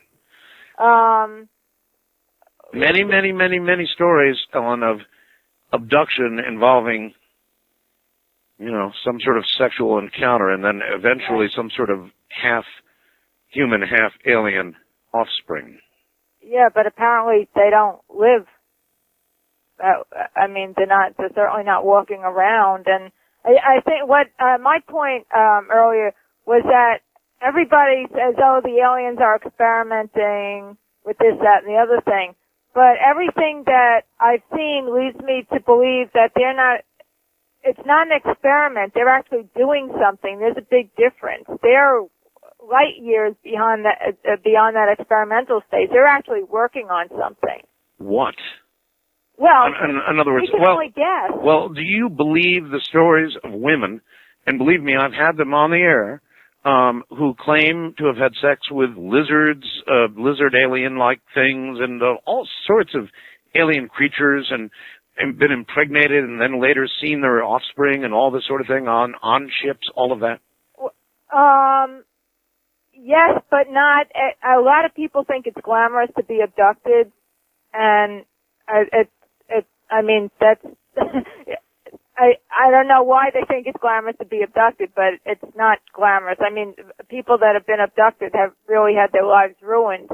And there are a lot of women that had these mystery pregnancies that disappeared. Not the women, the fetus disappeared, and the doctor couldn't explain it. That's right. So, and that's worldwide. You know, unfortunately, like a lot of things, this is a male-dominated field, and women tend to be the victims. They're still the victims. And if a woman makes a claim, a lot of men laugh at it. Even more so when it involves an alien. Well, yeah, absolutely. Yeah, much more so. So you believe a lot of those stories? Well, I know a lot of people that have been abducted, and even in Pine Bush, I found just tons of people that have been abducted that don't want to be on television. They don't want anybody to know. I mean, they told me in confidence. It basically wrecked marriages. Oh, yeah. Scared the kids. Yeah, like the husband is really going to buy that story. Well, the husband, the thing is, you usually had, like the family was seeing craft and anything else going on a regular basis. But there's a big difference between seeing craft, seeing a light in the sky, seeing craft up close, and being abducted. There's a huge difference. Oh, yes. And my whole, I've been trying to promote that most people are going to see lights in the sky that do unexplained things, or even close craft that shouldn't be flying around. Ellen, do you believe that people who want it to happen, and I have them call here all the time, say, I want to be abducted. I'm dying to be abducted. Well, yeah. Yeah, they call and say that all the time. And I say you should be very careful what you wish for. But do you think generally that people who want to see lights, want to see craft, want to see aliens, want to be abducted, are more likely to be? No. You don't? Nope. So wishing and hoping won't get you anywhere. Yeah, I mean, I can wish for all kinds of things and it ain't gonna happen. I told, as I said, when I was, many times when I've seen the craft, it was a joke with anybody standing there. Give us a ride. Yeah. And, there it went on by, no ride. It's just because you wish for it doesn't make it so. So the biggest reaction you ever had from any craft was when you yelled at it? No, I wouldn't say, I'd say that's the closest reaction. That wasn't, I've had many reactions from the craft over the years, but that, because it was over, a few feet from me. You understand why people are skeptical about this, right? Well, yeah, even when I always say this, even when I'm standing there having these sightings, all the sightings I've had in the past, even when I'm standing on the street, even if there are 50 people all watching this, all photographing and filming and videotaping, I'm looking at it saying, it's hard for me to believe this is here and it's so covered up and the whole world isn't seeing this stuff and it's not open and everyday news. So I can understand why the skeptics have a field day with it. Hasn't it occurred to you that with the kind of encounters you've had, you are a likely abductee? I tend to doubt it. I don't know.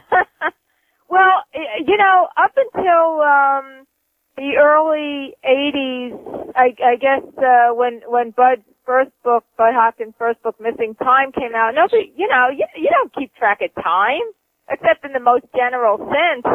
And as soon as he started in with this missing time stuff, boy, we checked the minute-by-minute accounts, but I had already been doing it. And all your minutes were accounted for?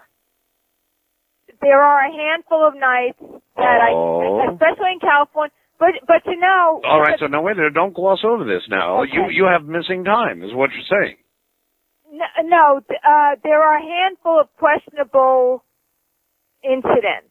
Now, there may be missing time, but I know there are some very specific symptoms that go with abductions. Yeah. And not all of the symptoms, in fact, I can say almost all of the symptoms are not publicized. All right. Because all of a sudden everybody has... Let's publicize them right now. What are No, they? we're not going to publicize them now. No? Give me a couple. Well, okay, I'll give you the general. Usually, the ones that have been symptoms that have been publicized. Generally, when a person is abducted, if it's completely obscure, if maybe they know something happened but they're not sure, it can be weeks or months before they start having nightmares about it. It'll come out in dreams.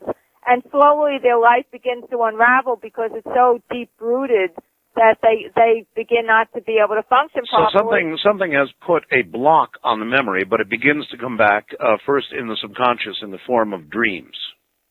Generally speaking, I mean, there are a lot of people that have been abducted that were wide awake and remember clearly. I mean, there's no mystery. But there are a lot of people that, and I understand, I can understand why the aliens would want somebody knocked out. They don't want, I mean, people get scared. They don't want somebody apparently to die of a heart attack. That's right. From fear. I mean, they have to do whatever they're doing, and they don't want any, I mean, I've heard all kinds of stories about, people becoming violent or attempting to be violent with the aliens. Oh, absolutely. So, I mean, there's a full gamut of things happening. So I can see why the aliens would want to knock somebody out and perform whatever they're performing. But there are a lot of people that have been awake. Fully awake. Maybe they know before they take you whether you can handle it or not. And if not, then you are given an anesthetic, so to speak. Probably. The question is, what are they doing with us? What do you think they're doing with us? Well, I think the breeding is part of it. I always thought that they had a health problem that was fatal to their species. I mean, I talk about this also in Silent Invasion. Because the only reason, I mean, technology costs money. That's right. In some matter, whatever money you use, if somebody has to build ships, and these are not just like rinky-dink tubs of metal. I mean, these are sophisticated craft. Yes. Yeah, I mean, these put Hollywood to shame. I mean, when you see these crafts up close, there's, the movies, Hollywood movies, only begin to, touch on these crafts. So somebody had to build these. It cost a lot of money. They're coming from someplace. I always think that these small crafts are coming from something that's based someplace nearby, and nearby a mothership. Well, or some kind of space station, either in the solar system or even out of the solar system, but certainly out of the range of astronomers. Well, they could be on the far side of the moon. We would. Well, absolutely. Yeah. Anything out of the range on the far side of any planet. These aliens are not, I mean, they're just like that. Well, I mean, you've got a good point. So they're spending a lot of money, gross national alien product, to get these ships here to do something with us. Yeah, so they're not doing it for fun and games, and they're not experimenting. Everything is too perfect. Right. They have the whole routine perfect. They Right. have us pegged perfectly. They know our reactions. They know how everybody's going to behave. They know what to do with the photographs to confuse people. Mm-hmm. They know how to really mess up your perception. Mm-hmm. They do a good job messing with people's minds. Mm-hmm. I mean, and everything is perfect. There are no mistakes. They never, I mean, there's so many times when we've been in fields where the ships were in, the ships took off, and we combed the field looking for something that they may have left behind accidentally. And only one time in all the years I did this, did a ship actually come back and do, I forget what it's called, where the military has a name for it. You go across a field, back and forth over a field, search and reconnaissance or recovery. I think there's a term. I can't think of what it's called. Well, there was one in Vietnam called search and destroy. Well, no, that's not it. But there was only one time, but it startled us because we had actually gone into a field and had no hint that a ship was there. I mean, there were about, 15 of us, and the joke was, just it was like the blind leading the blind. Everybody would just follow me. I just pick a field and run into it, and all of a sudden the lights of a craft would be turning on and lifting off. Did it not ever occur to you that what you were doing was potentially really dangerous? Absolutely. And a lot of times I would tell people... Well, what about the liability of the crowds that were with you, these 20 or 30 people at a time? I mean, what if one of them got, whatever? I mean, whatever, abducted? Well... Abducted is not my responsibility. Well, did you have them sign waivers? No, but I tried on a lot of occasions to tell people that this, what the potential hazard was, and a lot of people kind of understood, but a lot of people came back over and over again. I mean, they didn't just have one sighting; they came weekly or on a regular basis of some sort. So then, really, a lot of the people that were with you really were the same kind of people that call me and say they want to be abducted. No, I don't think so. I think it's a mixed bag. I don't know anybody that I've spoken to, have been friends with. I don't know anybody that wants to be abducted. I know people that have been abducted, but they didn't want to be abducted. Well, look, if you get together with somebody like yourself and you go out into the field looking for spaceships, you've got to imagine that's one possibility. Well, that's right, but it never really happened to any of us while we were out there, certainly not as a group. How would you have explained to the family of the person that you had taken out there, if they were suddenly taken away? I mean, what would you have said to the family and the sheriff? But the ships always bring people back, or almost always, let's put it that way. Everybody knew what we were doing. I think most people understood the risks.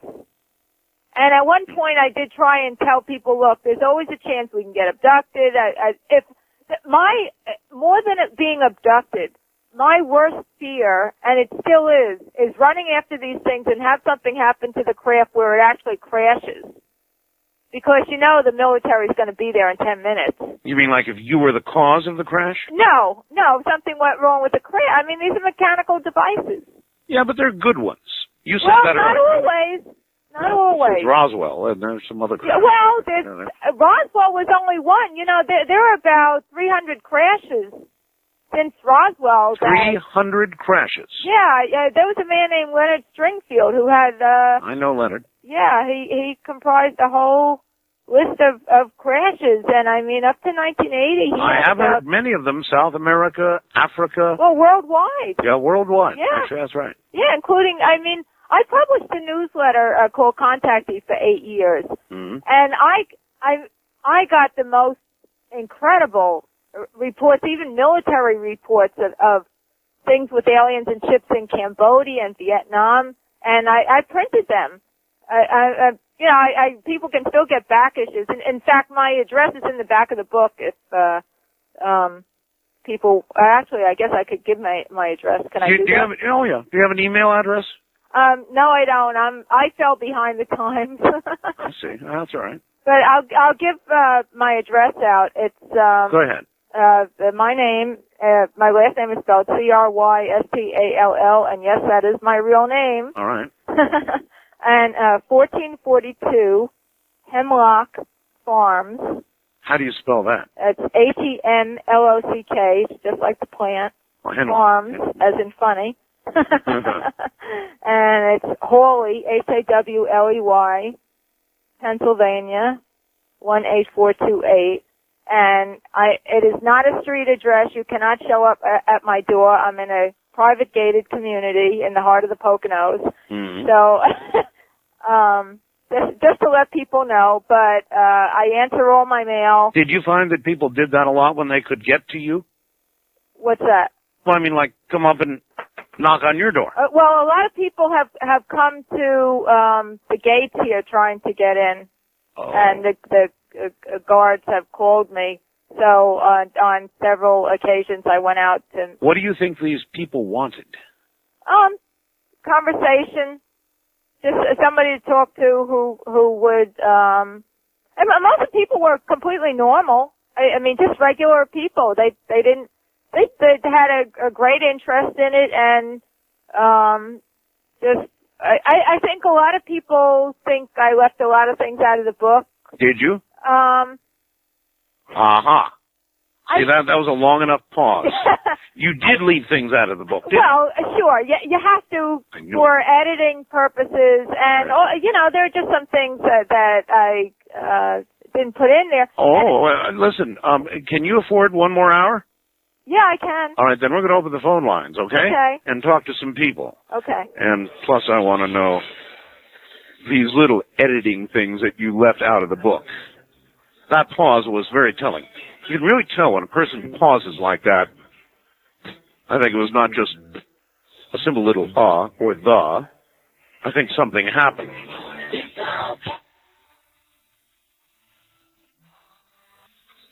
Simply put, the CC radio is the best radio in the world. Just about everybody knows it now. Popular Science has reviewed it and said so, and MSNBC has reviewed it and said so, and on and on and on and on. It's pretty well known, I think, generally accepted. It's the best radio in the world. Yes, it does cost money. $159.95, but good things do cost money. That's the case here. It's AM, FM, television audio, and a weather radio, meaning NOAA Weather Alert and NOAA Weather itself. That's a lot of radio. It has the most sensitive selective front end for AM of any radio in the world. Better than any radio in the world. Now, it's guaranteed to exceed your expectations. It will exceed your expectation. I mean, it's absolutely incredible. You will hear, here's a promise. You will hear comfortably radio stations on this radio with no external antenna. You can put one on if you wish and really go nuts, but with no external antenna, that other radios simply don't even know we're there. They're just getting static while you're sitting there listening to whatever you want.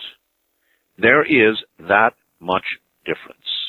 It's $159.95, and it's everything I say it is. Now, they also have a platinum version, and that's even more. But with it, you get a solar panel, and a nice one, too, that goes in a window and it actually charges the high-capacity batteries that come with it. And so it plays during the day and charges the batteries at the same time. Then it works all night long. It also comes with the same magnetic light, plugs into the back, about twice as bright as when you use it with a Beijing. And you now have a high-end, best-in-the-world radio that is self-perpetuating. In other words, the sun drives it. Pretty neat, huh? Call Bob Crane in the morning and ask about either version of the CC radio. And you can see it, by the way, on the Internet at ccradio.com. The number to call in the morning, beginning at 6:30 a.m., is 1-800-522-8863. 1-800-522-8863. Now, from my sponsor, J. Michael Stevens, I guess a warning, an offer and a warning. The food distribution system for storable food before the end of the year is going to break down. Period. It will break down. If what the Gallup company, they did a poll and it says about 40% of people are going to want storable food. So far, 5% have storable food. So that means for every 10 people getting it, there's going to be about 1,200 lined up outside saying, we want. Well, they're not, they can want all they want. They're not going to get it. This company has made an amazing offer between October 5th and October 20th, soon. If you order they give you a 90-day money-back guarantee. Now, what that means is that on January 15th, note here, after the 1st, couple of weeks after the 1st, right, in the middle of January, if you decide you don't want storable food, you return it to them, and they give all your money back. Now, that's a pretty hard to beat offer, isn't it? In other words, if you need it, they will get it to you. And if you think you're going to need it, they'll get it to you. And if you decide you don't want it, you get all your money back. So where is the risk? The number to call is 1-800-377-0700. And I would call it right away. That's 1-800-377-0700. The J. Michael Stevens Company with the offer of a lifetime. Is your website a victim of slow-loading pages, web server downtime, pop-up ads, bandwidth restrictions, or anything else that's annoying about the Internet? Well, team up with digitalchainsaw.com and bring your site back to life. Professional Digital Chainsaw website hosting starts at just $9.95 a month. Yeah, $9.95. Connect to digitalchainsaw.com and see for yourself. Isn't your website worth $10 a month? digitalchainsaw.com. Cutting prices, not performance.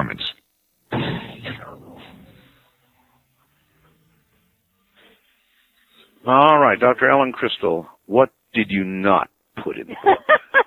He's been dying to ask me that. That's right. Well, what I didn't put in the book, I've written a second book, but the publishers aren't buying UFO books these days. So, then you can reveal it safely here, then. Well, I'm not going to do that. Oh, come on! Now I'm really dying. Give me a hint. Generally speaking, I mean,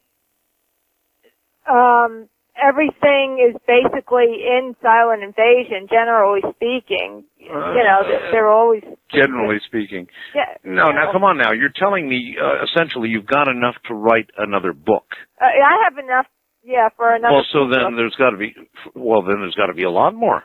Yeah, there is. I consider Silent Invasion as me being in elementary school, and since that time, I'm in, postgraduate school for UFOs. So, I mean, there's just... See, now you do sound like Whitley Strieber. He's a very good friend of mine. I'm sure you know Whitley, don't you? Yeah, I know Whitley. Well, I mean, the person who wrote Facts is right. Whitley had a very serious encounter. You had, it was a serious encounter, no doubt about it. Or a series of encounters, I guess, is more. A series of serious encounters. Yeah. All right. Well, you sure you don't want to tell us something big that's not in this? I know there is. I mean, I can tell from your voice. Well, I'm trying to think of something specific, and I can't think of anything particularly that I specifically left out of the book. I mean, the only thing I really wanted to say in Silent Invasion that I didn't, and actually it's better for a second book, is that the aliens, in my opinion, from what I've seen, the aliens are here to stay, and that they tend to bring their whole operation underground. And I'm not talking about shovel digging where you can, tunnel your way in. I mean, they've got the equipment to really go miles underground and hide. And you think that's where they are? That's what I think, that they're bringing all these operations. They start on the surface, and they have to bring all the equipment in. And actually, we've seen them bringing ships in which had loading platforms. Well, look here. I have talked to a lot of abductees, getting very serious for a moment, who have claimed they were taken underground. Moreover, that they experienced not just aliens, but our military as well. Yeah, I mean, there's just so many aspects to this. Even with Pine Bush, it dawned on us at some point that we were being watched by humans, and we always felt that somebody or some group of people in various houses were living there specifically to monitor the alien situation and the human situation, because there's no way the aliens could do what they're doing without help from humans. All right. Well, let's take some calls, and you never know what you're going to get. So here we go. First time caller line, you're on the air with Dr. Ellen Crystall. Yes, sir. How you doing tonight? I'm all right. Where are you? I'm here in New Orleans. New Orleans, all right. My name is Al. And, Al. How you doing, Helen? Okay, Ellen. Ellen. Ellen, I'm sorry. Excuse me. All right. Okay. I have a question to ask Ellen that may relate her alien to the Star Child. Okay.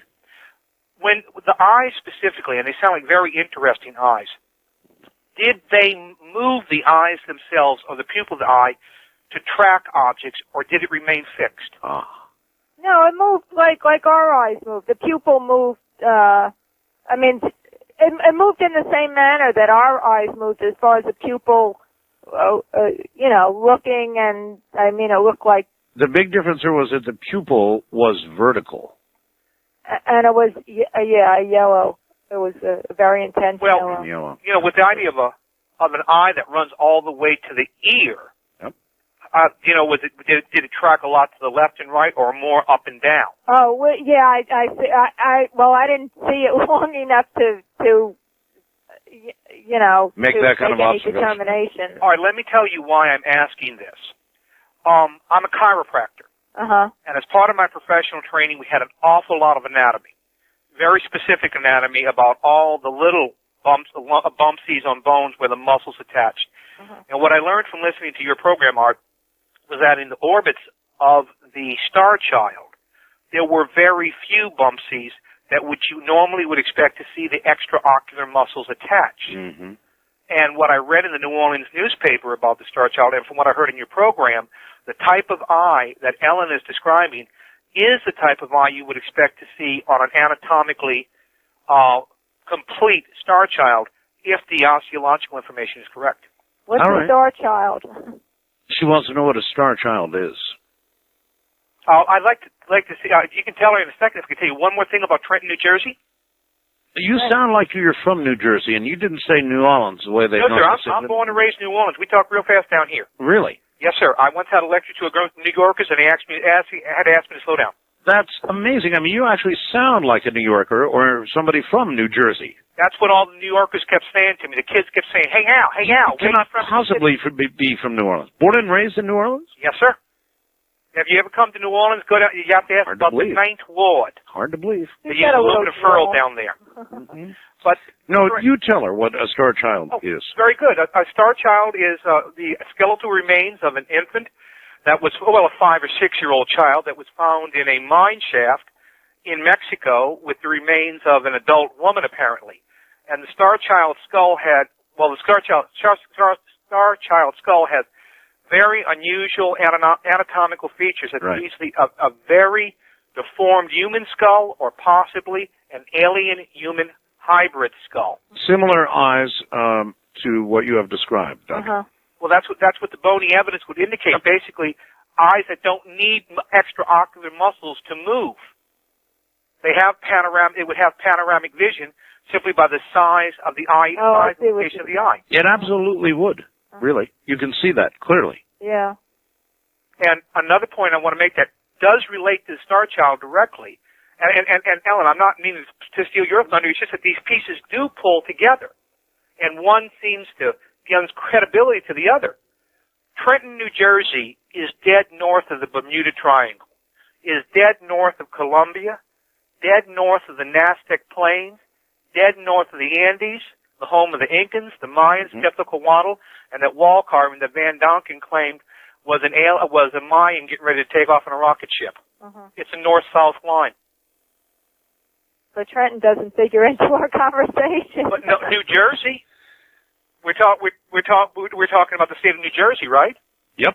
Well, the 75th. New York. Well, actually, New York and New York State. Well, New Jersey has sightings. It would all be in line. Yeah. It's all, but I'm telling you that area of the United States is dead north of the Andes. And I've heard people talk in your program about the concept that some of these crafts might fly on magnetic lines. That's right. Or even if you were based on the Aztec Plains, sending reconnaissance dead north and finding something in Trenton that was intriguing. All right, sir. I appreciate the call. Thank you, and take care. Wildcard line, you're on the air with Dr. Ellen Crystall. Hi. Yes. Yeah. Hi, Art. Hi. Where are you? Claudia from South Lake Tahoe. Okay. I have a couple questions. I had a series of dreams one time, and they lasted a week. And every night, I saw like a panel of beings sitting at a table, and they gave me a huge amount of information every single night for a full week. And it was like scientific information, why we're here, what water's made of, how the planet, it's just endless amount. It seemed like I went from kindergarten to Harvard in a week. Right. And has that happened to you before? No. In your dreams? And after that, I had sat down and I had drew these drawings, and they're black and white, like graphics, but they have UFOs. And, I mean, it's just incredible. It looked like a draftsman did it, and I've never drew in my whole life. Mm-hmm. And I took it to Sydney University to a professor of art, and he couldn't believe that they were done. I had never, not even a stick people, and I drew these drawings. And do you collect like any kind of artwork or anything? Do people like have any drawings that you've collected before? From people who have had experience? Yeah, I have tons of pieces of artwork from. You do? Yeah. Oh, yeah. I think people are compelled to try to reproduce what they saw. Absolutely. Yeah, that's what it is. It is. Like you have to sit down. I did like 10 in a row. They're poster size. They're huge. And I still look at it to this day, and I can't believe that I did it, and I've never drew again. I have no desire to draw. Well, any event that makes an impact on a person's life, the most obvious expression is either writing or drawing it. Of course. And one other thing, I had these dreams, and they had shown me some past lives, and at the end of the dream, I saw this, like, EB person, and he just shut the window right as soon as it was done. But it was so weird. Huh. And then one other thing, I was driving down the street, and I saw this triangle in the sky, and it had, like, Egyptian writing on it, and I thought, oh, my God, I'm just seeing, it wasn't a ship, it was just a shape, a triangle shape with this writing in it. And I pulled to the side of the road, and I asked this man, he was about 20, just to make sure that I was seeing what I was seeing. I said, do you see the thing in the sky? And he goes, yeah, what the hell is it? He started running across the street. And afterwards, I had heard in another book that might have been a porthole. Have you ever heard of that or anything like that? Not really. I can't tell you what you saw. I don't know. I mean, there's so many things people see, and so, what I also noticed with a lot of times with the ships, and there are a number of different shapes of craft, and depending on how you're viewing the craft depends on how you perceive the shape. So you may misperceive what you're seeing. The triangle may have been a craft, but you didn't really see the rest of it for some reason. All right. East of the Rockies, you're on the air with Dr. Ellen Crystall. Hello. Good morning, Art. Good morning. Hi, Ellen. Hi. Where are you, sir? I'm in Little Rock, Arkansas. And what inquiry do you have? And still at work, matter of fact. Oh, boy. And I just looked at the clock. I know it's coming up on break time, and you've got enough time. It's going to take me a few minutes because. Well, condense it for us. Well, I'll try. What I experienced was, and maybe Ellen can help me with this. I don't know if it was an abduction experience or if it was actually a dream, or actually it was a sequence of dreams. Within one night, I had what I thought was a dream. That I would wake up, go back to sleep, pick up exactly where I left off. This happened 4 times in a row within the same night. Mm-hmm. And I've never talked to anybody that's had that happen before. Mm-hmm. I used to try to make it happen, and that was unsuccessful, but it had to do with, actually some government technology and UFOs and stuff. I'm trying to condense this here. There's an acronym that I want to tell you, and if anybody knows what this means or has experienced it, I think. What is it? Well, there was an embroidery that I saw on the back of a technician, for lack of a better term, when I was aboard this craft. Right. And it's... All right, this obviously is going to take long. Yeah, it is. All right, hold on. We'll do the break and come back to you, all right? Okay, thank you. Because I want to see what the symbol is, frankly. Again, Dr. Ellen Crystall and our caller. All right, I'm curious about the symbol that was on the back of the technician's, jacket? Coat? Yes. Whatever. What was it? What was it? Well, first of all, let me say I apologize for, not being able to articulate it. That's all right. Just tell us what it was, sir. Okay, this was an event that took place over about a 5-hour period one night, where I thought it was a dream. Yeah, we got all that. Give us the symbol, please. Well, okay, I'm getting there because I think this is pretty important. I know that the technicians, or I say that for lack of a better term, that I saw aboard this craft were very humanoid. I perceived them, or I felt in the dream or experience, whatever it was, that they were government.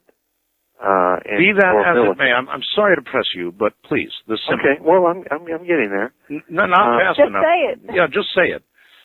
Okay, what I saw on the back of these white lab coats, yes, right underneath the collar, said Department of Research Engineering. Now, let me. That's very earthly. Well, I know exactly, and let me elaborate. When I saw it immediately in this dream or whatever it was, I said, okay, I've got to remember this. So I associated it with an acronym. I said DORE, D-O-R-E. Right. Now, the thing that was interesting is I thought, okay, this is different than Department of Engineering Research. Mm-hmm. In other words, finding different ways to engineer certain technologies. This was a way to do different means of research as opposed to engineering. All right. We'll hold it right there. Ellen? Well, I have no idea. I mean, and he's saying it could have just been a dream. It's obviously just a play on words, and we don't know if it was a dream or a real event. So, it's... But see, isn't that what people say to you? No. How do you know it was not a dream as opposed to a real event? Well, this is one of the big misnomers about the abduction. All the abductees... most of the abductees remember some aspect of their abduction. They know it wasn't a dream. Yeah. And there was one case where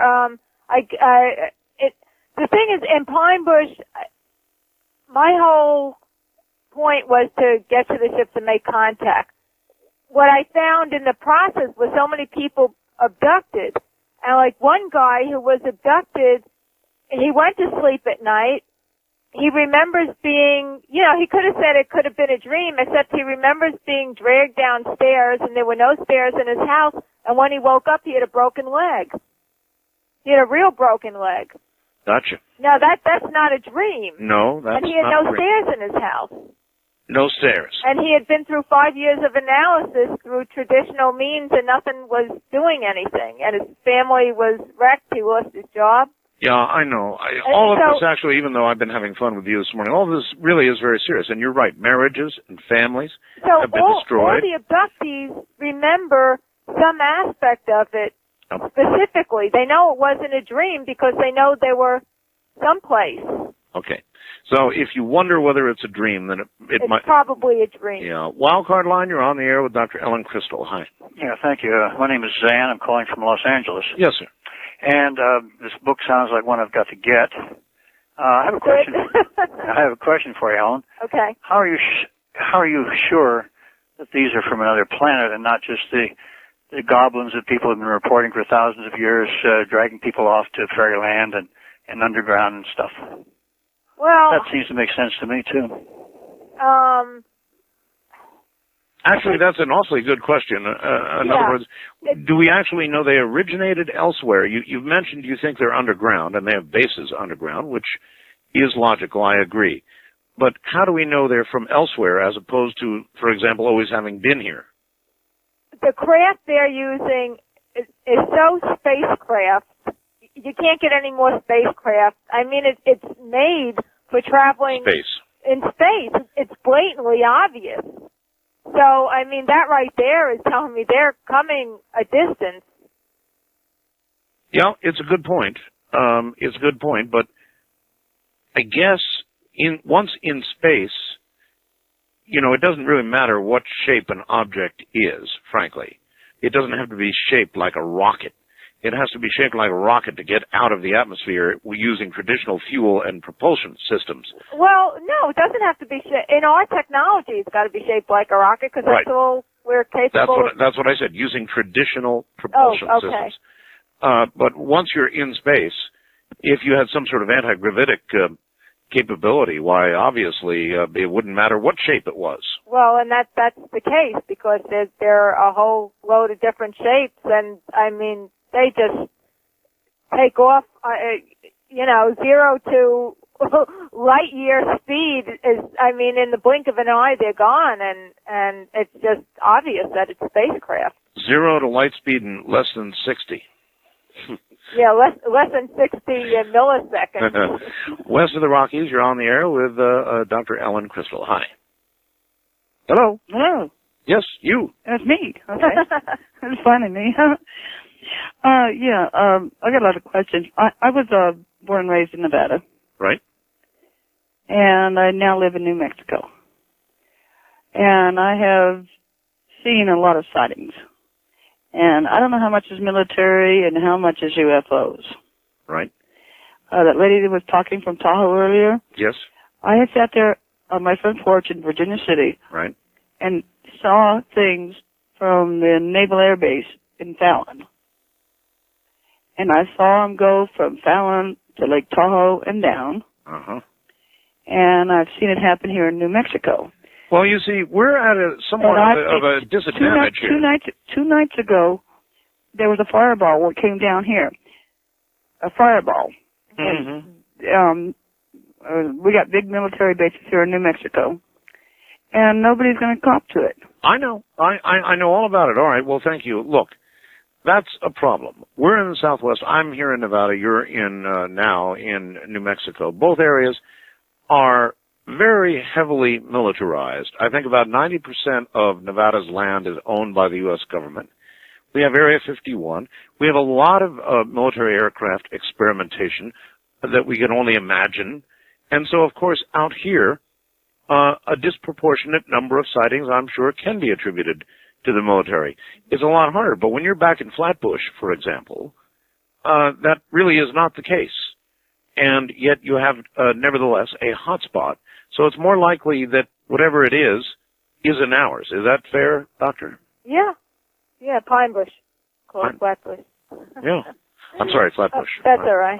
Flatbush, I don't know why. Yeah, I mean, there are military bases all over, but, you know, I mean, I've been in touch with the air traffic controllers at the airport that's closest to Pine Bush.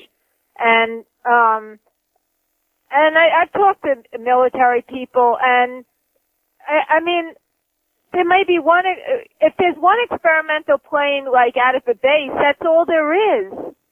You know, and in fact, a number of years ago, somebody, like the media kept claiming there were a group of ultralight pilots flying across New York State. That's right, information, trying to freak people out. out. I mean, but they couldn't be all over at once. I mean, even if there was a group, they can't be here, there, and everywhere all at the same time. Kind of like Doug and Dave with the crop circles. Yeah, you can't be all over the world, at the same time. It's impossible. All right, first time caller line. You're on the air with Ellen. Hello. Hello. Hello. Yes, it's you. Yes. My name is Robert. Yes, Robert. I'm calling from Middleton, Idaho. Okay. I have an account of back in 1977, with my account of the first time seeing a UFO. Close up? Yeah. How close? It was about 50 feet away. That was pretty close. Mm-hmm. Where were you? I'd ran out of the house toward it.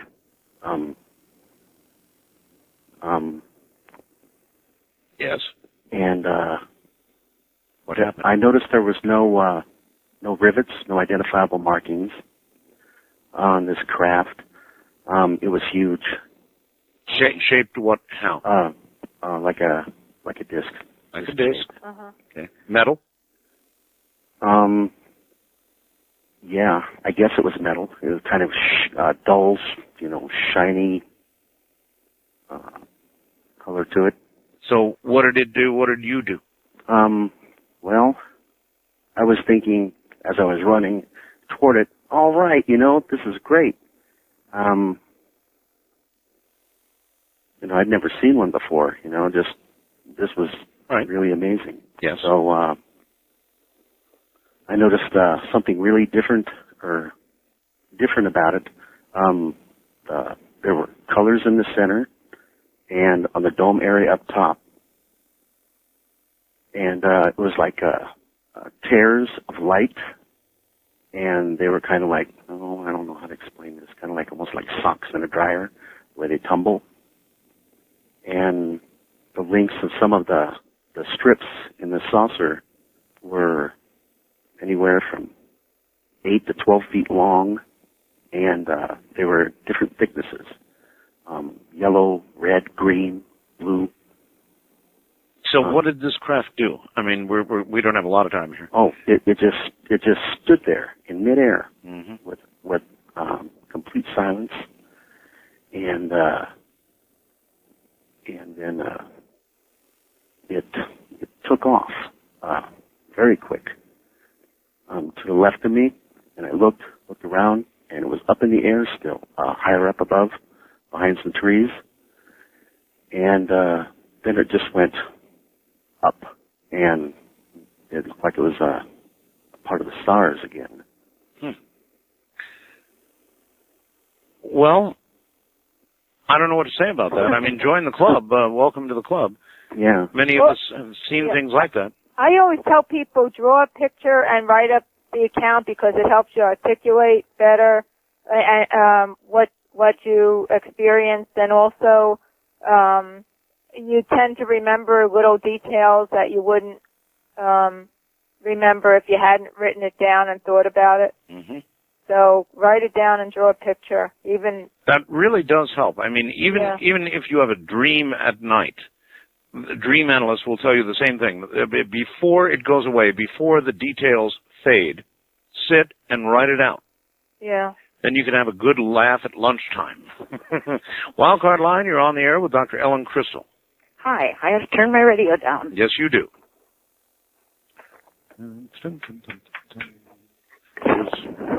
Have it close by.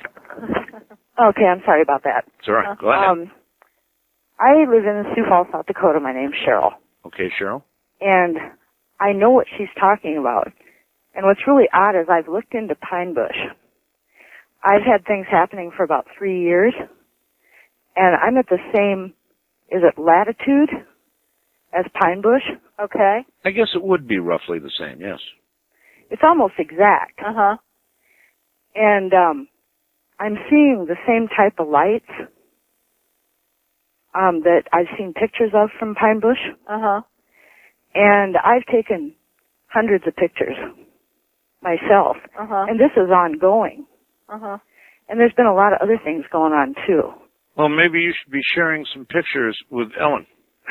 Maybe. Yeah, well, if you'd like to send me, some copies so I can look at them.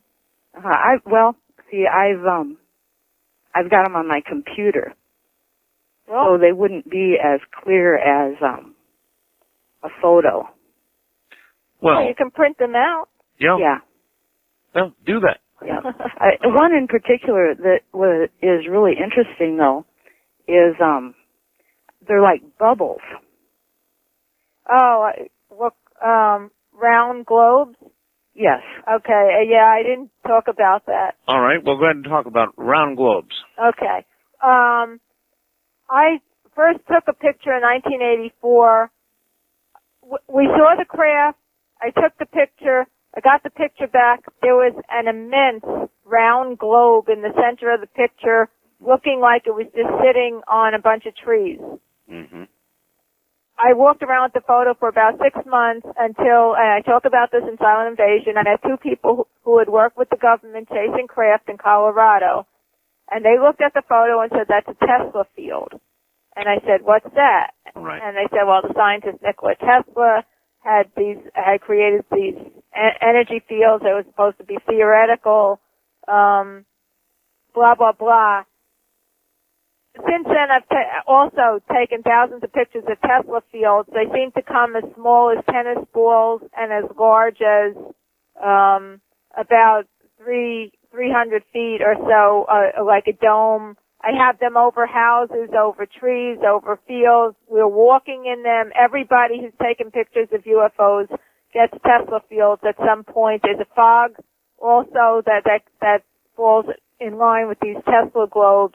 It's some kind of energy field. It's supposed to protect something inside of it, whether it's a piece of equipment or a craft or a Tesla's idea was to put a dome over a city so that it would protect the city from any incoming missiles. They always had that military destructive slant to it. But apparently the aliens, for whatever reason, used these Tesla globes, and Tesla supposedly, at one point in his life, was in touch with aliens.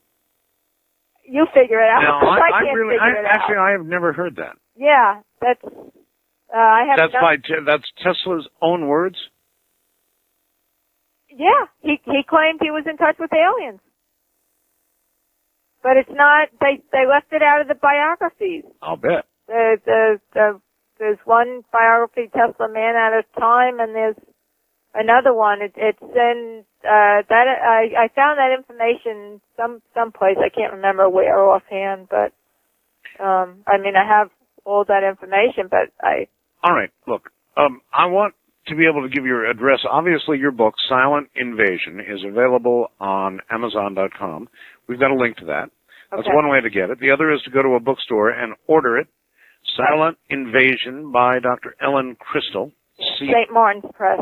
St. Martin's Press, right. I guess that's important to know. And you have an address you're willing to give out, right? Yes. So go ahead and give it again. For better or worse. Yeah, for better or worse, that's right. Always. 1442 Hemlock Farms, Hawley, Hawley, Pennsylvania, 18428. Okay, you better give it, people can never write that fast. Okay, 1442. Everybody got that number? Right. Hemlock, Hemlock, Farms, Hawley, Hawley, Pennsylvania, 18428. What do you want from people?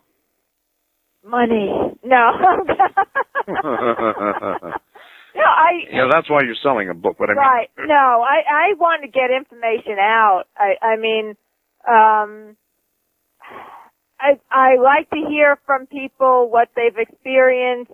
Please, if you can, include a stamped address, so that an SASE. It helps me. So you do try to write back to them? Yeah, I write back to everybody. It may take time if I get a lot of letters, because at times I have been inundated, but it's been quiet. I'm sure that'll change. But people have some amazing stories, and I actually wanted to put together a book of letters, but the publishers are so far behind the times. All they want a real alien. It's really terrible. They want a real alien? Before they'll publish another book on I UFOs. want a real alien. Well, everybody wants a real alien, for God's sake. I mean, they're just ridiculous. You can't get a book published unless you're a celebrity or, you have an alien that'll come forward and speak. It's just ridiculous.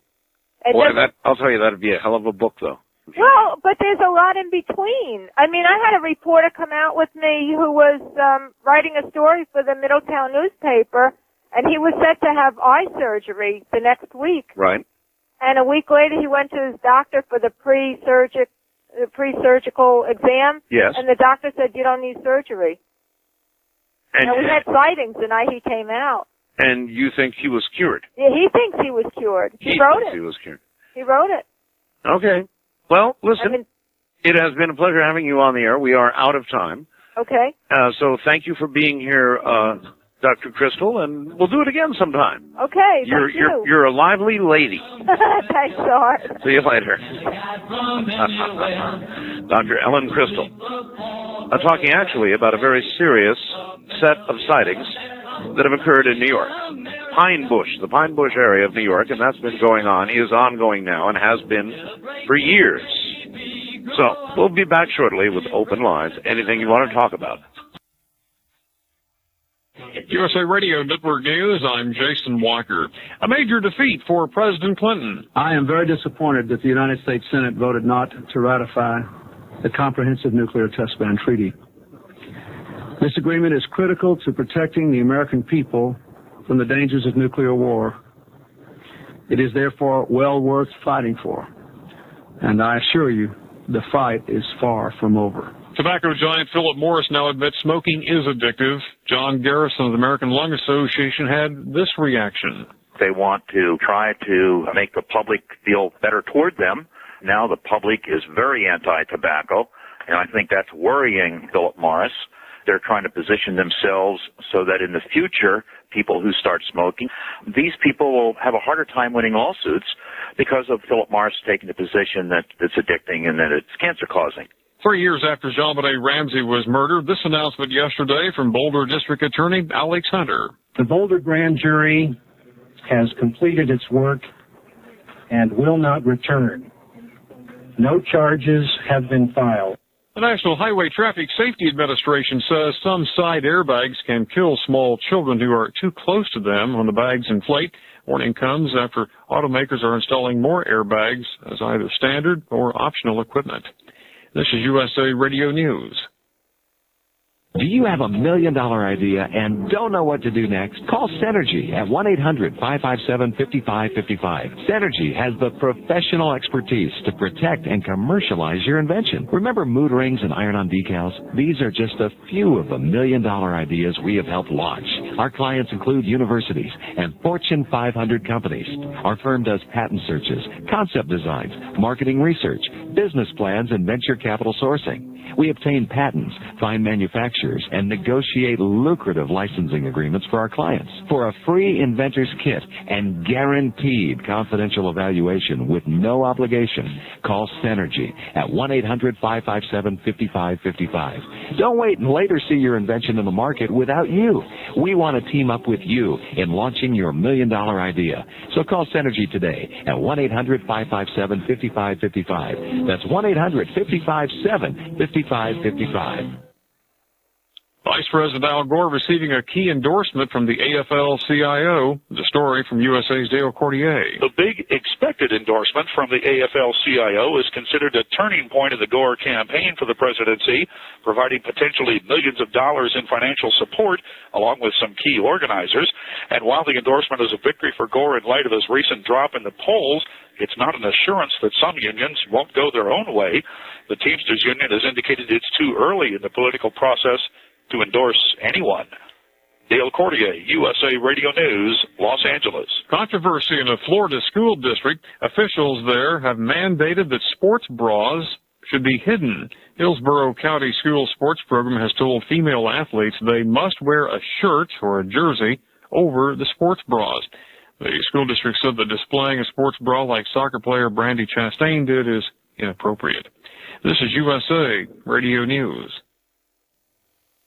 Are you interested in high-tech fields involving electronics or computer-aided drafting? Career opportunities exist for those who have the required knowledge and skills. At ITT Technical Institute, programs in these fields are generally offered mornings, afternoons, or evenings. Financial aid is even available for those who qualify. So start preparing for your future now. For an ITT Tech brochure and the campus nearest you, call 1-800-626-1300. That's 800-626-1300. Congress approving a bailout plan for farmers whose crops were destroyed by Hurricane Floyd.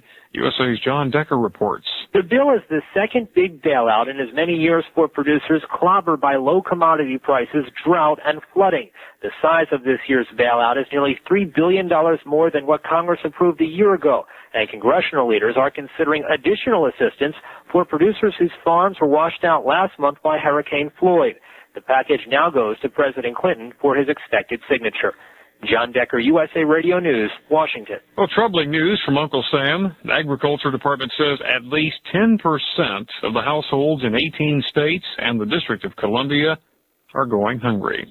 On Wall Street yesterday, Dow Industrials lost 185 points, closing at 10,232. The NASDAQ was off 71 points for the session at 2801. Jason Walker with news on the USA Radio Network. Only After Dark brings you the most thought-provoking and mind-bending stories from the other side. In print, the October issue of After Dark takes you into the world of vampires.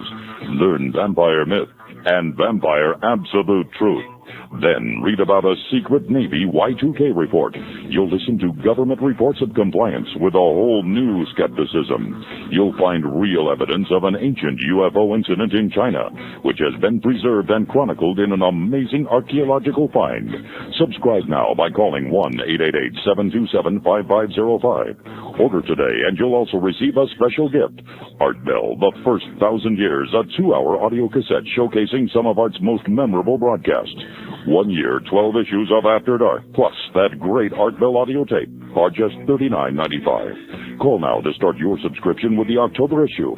That's 888-727-5505. Kingdom of Nye. Morning, everybody. We're going to have Richard Hoagland here tomorrow night, and I just now got a fax from Paul Davids, the producer of Roswell the movie. It says, "Dear Art, I look forward to the eminent show with Richard Hoagland. Thank you for enabling Richard to discuss our upcoming feature film, The Face on Mars, in the aftermath of the disappearance of the Mars Climate Orbiter.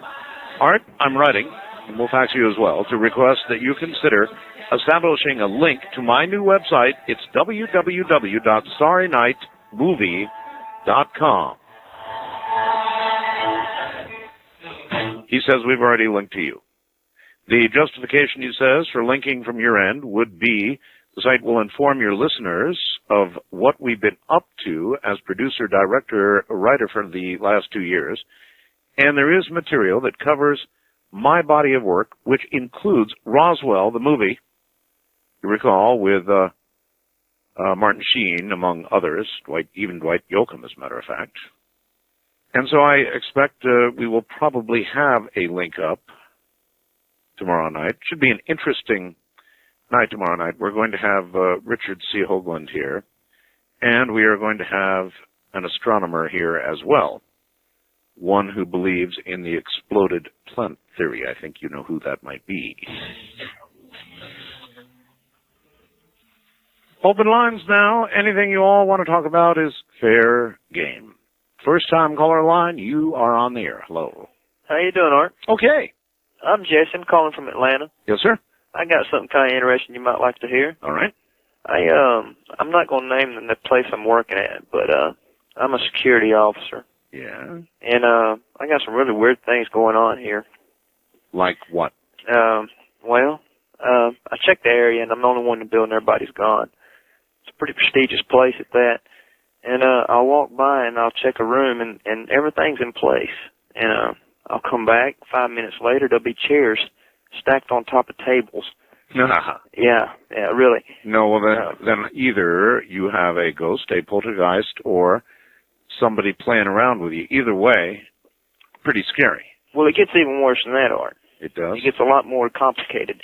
This thing will now talk to me through my pager. My pager will ring. Oh, great. Yeah, and I'll ask a question, and it's simple yes and no answers it gives me. So, like 1 digit is yes, 2 digits is no. And it's just really crazy because each like the week... modern form of the Ouija board or something. Well, each week it's progressing. It's getting worse and worse and worse. It's doing more prestigious thing. I don't know. Well, I'll tell you, I watch a lot of movies. And in a lot of movies, security guards, they're the first victims. Well, I think I'm a victim. They're eaten, they're mauled, they're torn into pieces. I mean, they're disposable. Well, you're supposed to be giving me some good advice here. Well, I'm supposed to try to scare me. Well, I mean, you've seen the movies. You know, they're always the first to go, and they find the body in the morning stuffed in the closet, pieces. Well, I hope that don't happen to me. I've got a witness, too, Art. You've got a witness? I've got a witness. I'm not just imagining this stuff. Another security guard? Over here. Another security guard? Yes, sir. He's a supervisor at the other part of the place. Well, in most movies I've seen, they wouldn't be able to tell his parts from yours. Well, I mean, I'm just messing with you, sir. I'm just messing with you. He's really observed your pager going off, the whole thing. Right. It's happened to him. As a matter of fact, he didn't believe me right away. How do you know he isn't doing this to you? Because he's with me when the pager starts doing this. See, yeah, but there's a little time between you. When you make a page, sometimes it takes a paging service a little time to actually deliver the page. Right. Well, it's kind of instantaneous. You ask a question, it's like instantly. I wouldn't like that. No, I don't like that too much either. As a matter of fact, he's seen the thing. What is it? Well, he was doing a tour in this area, and it's kind of dark, and he's riding around in this cart. And he drove by, and he noticed a woman there, and it sort of startled him. He goes, "Oh, you scared me." Well, the lady wasn't even looking at him, and he thought something was wrong with her, like she had an argument with her husband or something. She was walking around this area. And he's like, "Are you okay?" She says, "No, I'm fine. I'm just walking." And she said, "I'm just walking," like 3 times. And he says, "Well, you have a good evening." And she turned around and looked at him real slowly, and then he saw her eyes, and her eyes were just, he couldn't explain it. They wasn't human. Do you make a lot of do you make a lot of money? I make a pretty good bit. I mean, I like my job. Better than minimum wage. It's better than minimum wage by far. It would take a lot of money to keep me there. Well, I'm trying to do something about it. Maybe you could give me a number or something I could call, because, like I said, Art, it's starting to come home with me now. It's not just at work. You know, my wife is noticing things. The cat's scared half to death. Call 1-800-RED-EYES. You're kidding, right? Yeah, I am kidding. I have no idea what number that is. No, I look, if it was me, I'd be finding a new job. I'm serious. I wouldn't like any of that. None of it.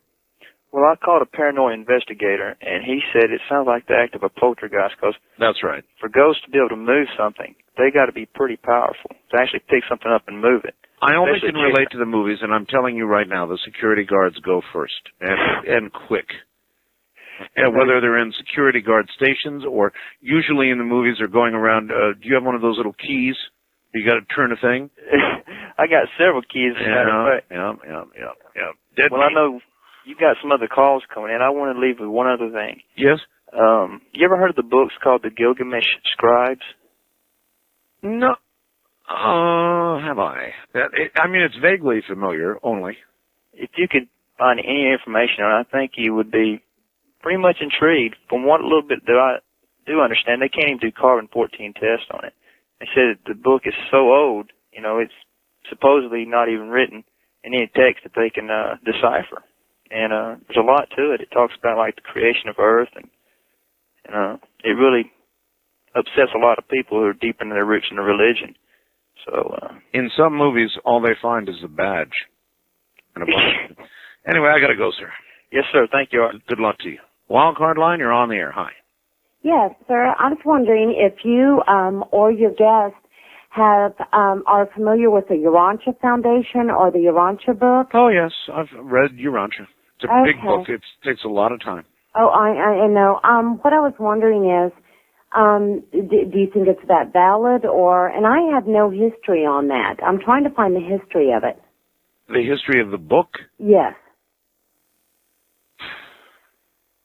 I don't know whether it's valid. I read it. I've been in a search all my life for the truth, or what I consider to be the truth, something that I can really buy into.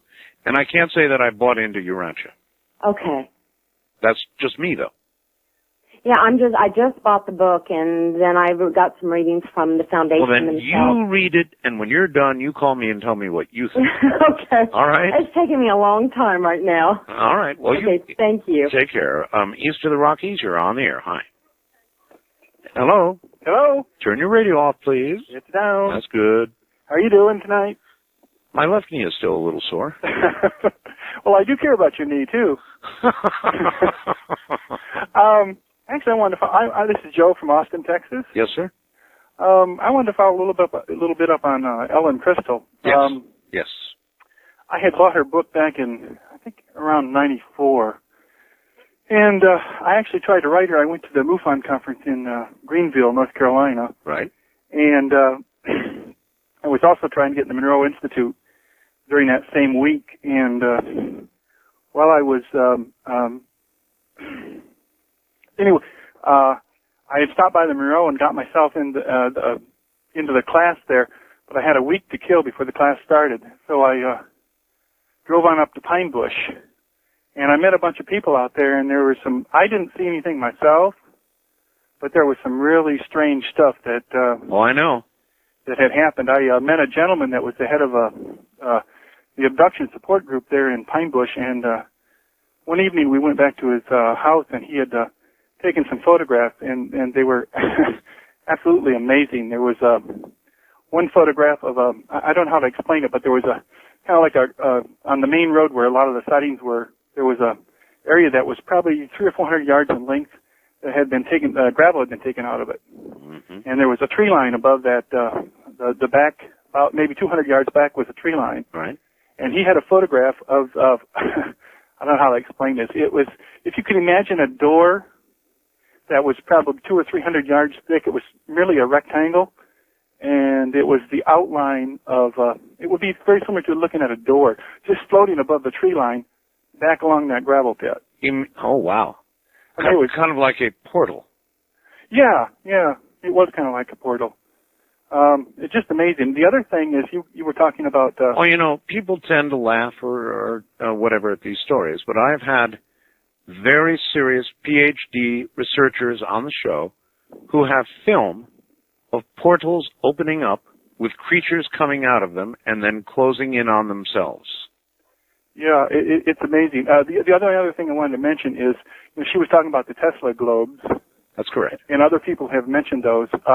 He had, again, another picture that he had enhanced.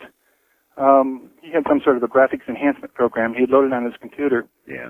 And it was real interesting. He had enhanced one of he had several pictures of Tesla globes, the same as Ellen Crystall has in her book.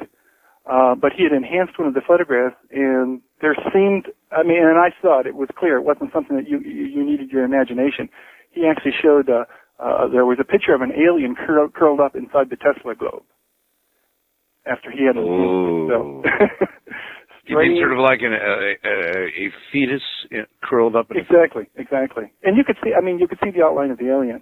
It wasn't dense. It was still vaporous, almost like the globe itself. But you could see the outline of the alien. Did you hear the security guard who called a little while ago? Yeah, I was listening to him, yes. Yes. Would you stay in that job? No, I think I'd go. Walking around all night just waiting for the next shoe to fall? No, I think I'd go. One other thing. There's another book, and then this is just for your listeners. Sure. There's another book that's called, I don't know if have you ever had either Tom Dongo or Linda Bradshaw on? No. Okay, well, they wrote a book. They both, at the time, were residing on a ranch. I think it's about 20 miles outside of Sedona. They didn't ever actually exactly say where they both lived, but they were within a few miles of each other. But the only thing I'll mention is, if you buy Ellen's book and you enjoy that, you might want to grab this book. It's called Merging Dimensions. Right, okay. And he has, I don't know, there's maybe 15, 20 pages of photographs in his book. and many of the photographs are exactly like Ellen Crystall's photographs. Well, I don't have to buy books. That's the good thing about doing this program. I yeah, get you them get for free. the So I have Silent Invasion right here in my hand. Okay. All right? Thank you very much for the call, and take care. They send them to me in droves. I have books, and yes, I can see the photographs, and yes, I can see the globes. She calls them Tesla globes, and they may be, who knows. Scattered Teslas, Pine Bush, New York, it says, June 14th, 1988. When there are lots of lights flying, there seems to be much more going on than we can see, as on this night, and obviously the camera caught what the eye did not. West of the Rockies, you're on the air. Yes, Art, this is Icos. Icos. Yes, how you doing this evening? Pretty good. That's an interesting name. Why were you named Icos? Well, it's kind of a long story, but basically it has to do with a Greek play in college. Oh, okay. Yeah. I had a question. I was wondering, do you think some of your viewers would be interested in knowing about filming that we're beginning on October 29th, which will be about the Space Island project?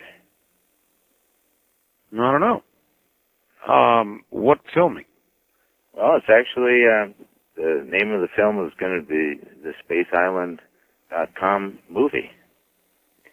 And what we're doing is we're beginning a film in a town in Idaho called Moscow, Idaho. Moscow, yes. Yeah, which is the University of Idaho location. And they have a large dome there. And we're going to be actually filming with a company called Fractal Films.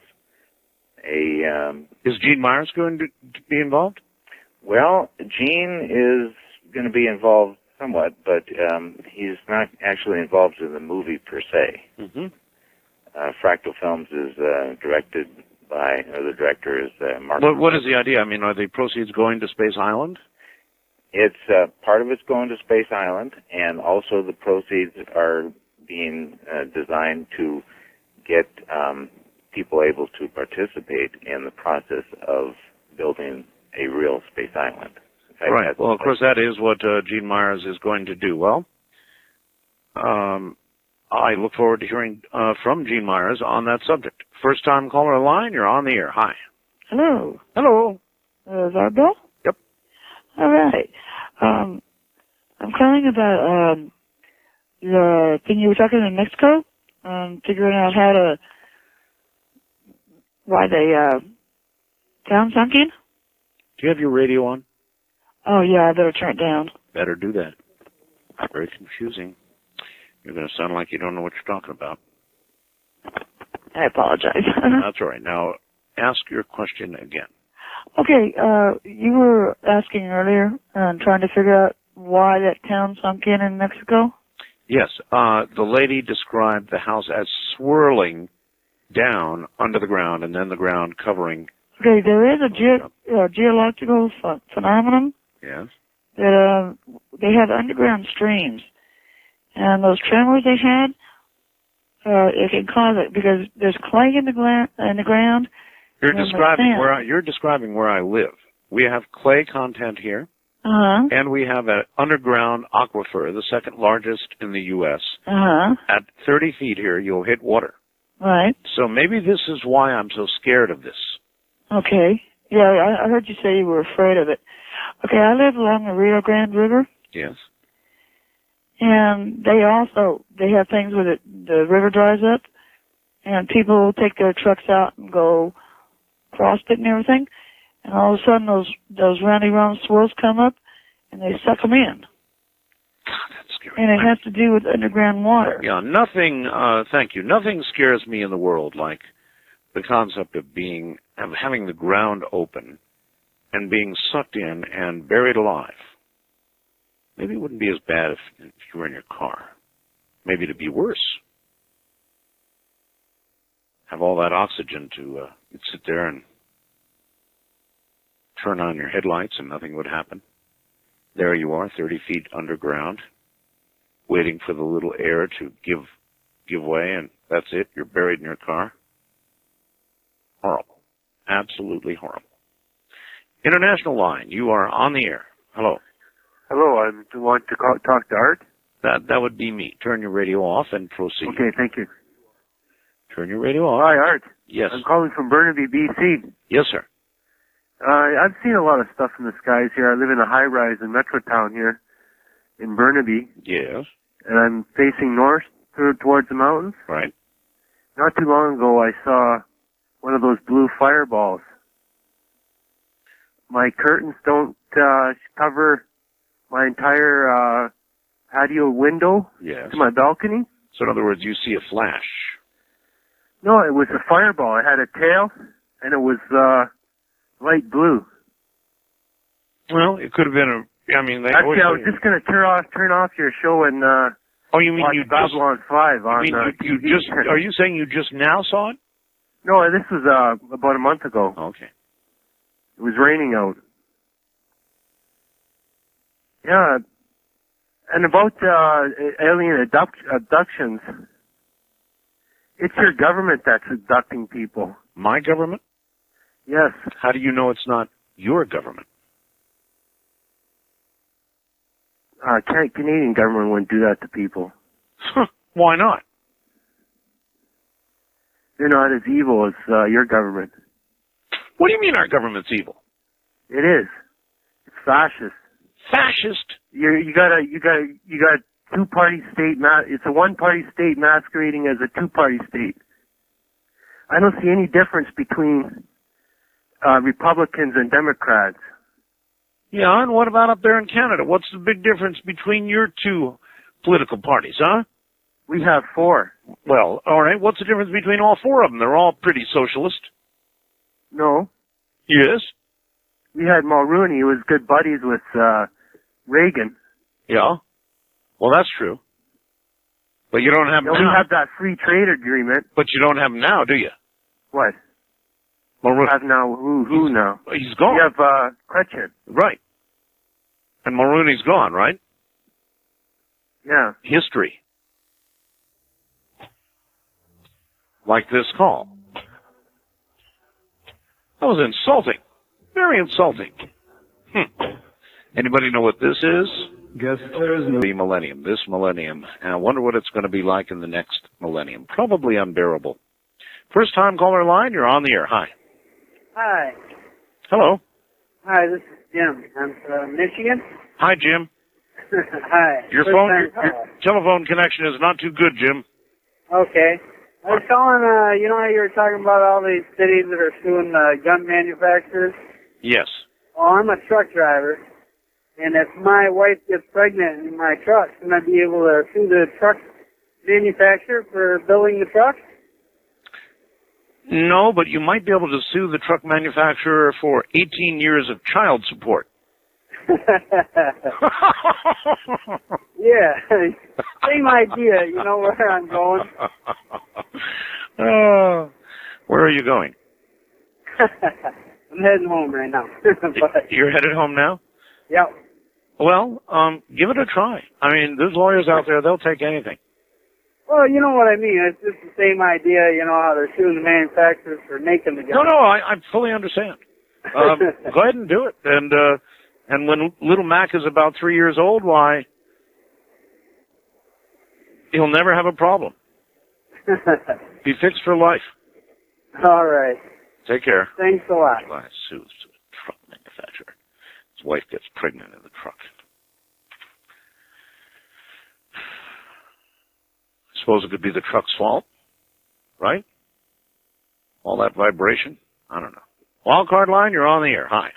Oh, my goodness sakes alive. I figured out the formula to get into your show. Oh, I'm so proud of myself. Hi, Art. This is Jan from Sacramento, California. Yes, Jan. Now, this is pertaining to Dr. Crystall. Yes. I almost got in on the wild card line that time, but missed it. I'm an avid sky gazer. And one night, a couple of us were out back, and I hope you can answer this for me, or send me the right direction. I can try. Okay, we were out back watching up in the sky, and we saw a satellite going by, and we're commenting on it. Oh, check it out, satellite. Right. And it started zigzagging. We're saying, oh, drunk satellite. A drunk satellite. And it zigzagged about 4 times. Occam's razor would not point you toward saying, "Oh, a drunk satellite." But it was just bizarre. Well, we were drinking, so it seemed appropriate at the time. I see.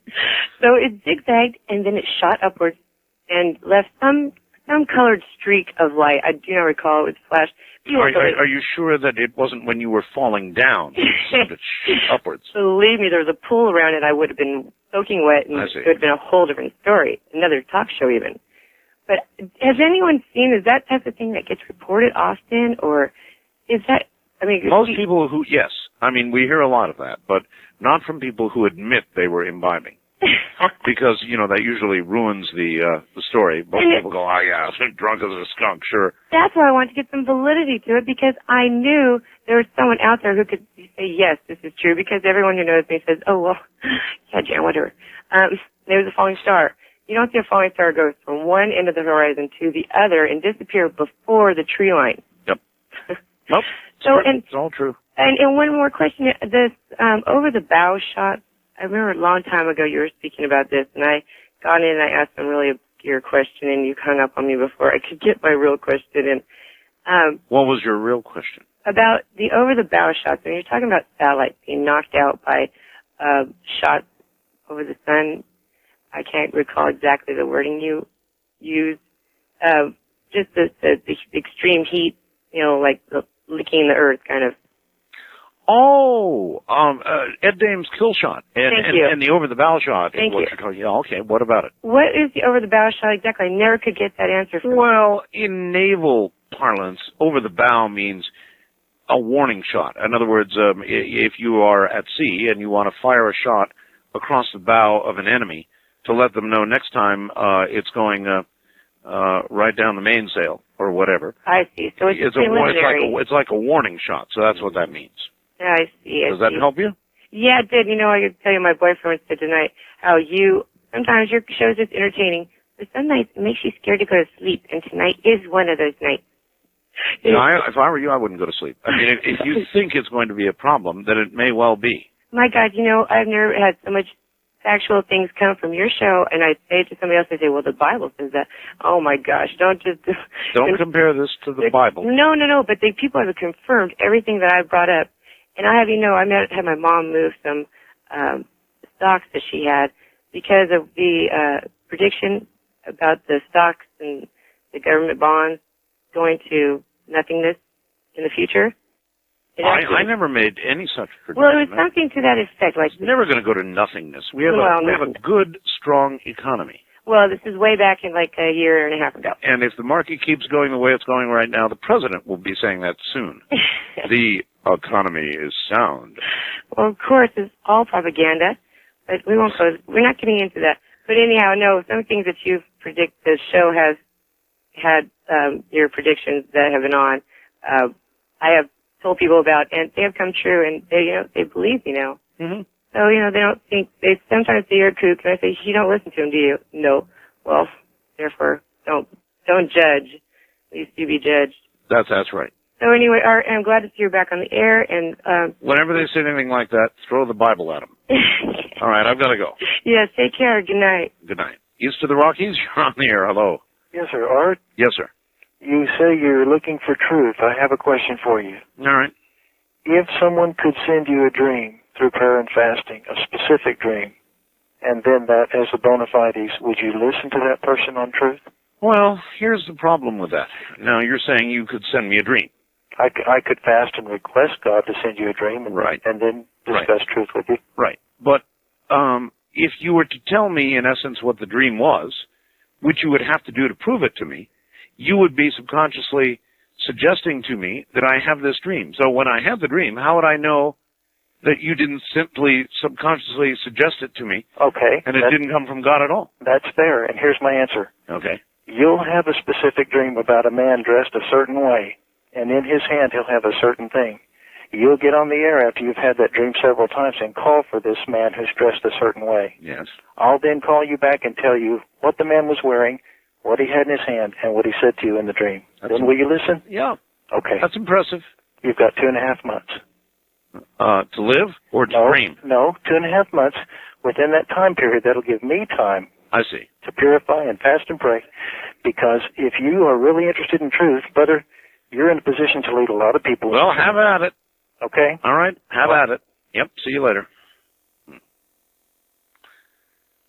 That's pretty good. He had the answer ready. I mean, that was the problem, that he would have subconsciously suggested what I dreamed.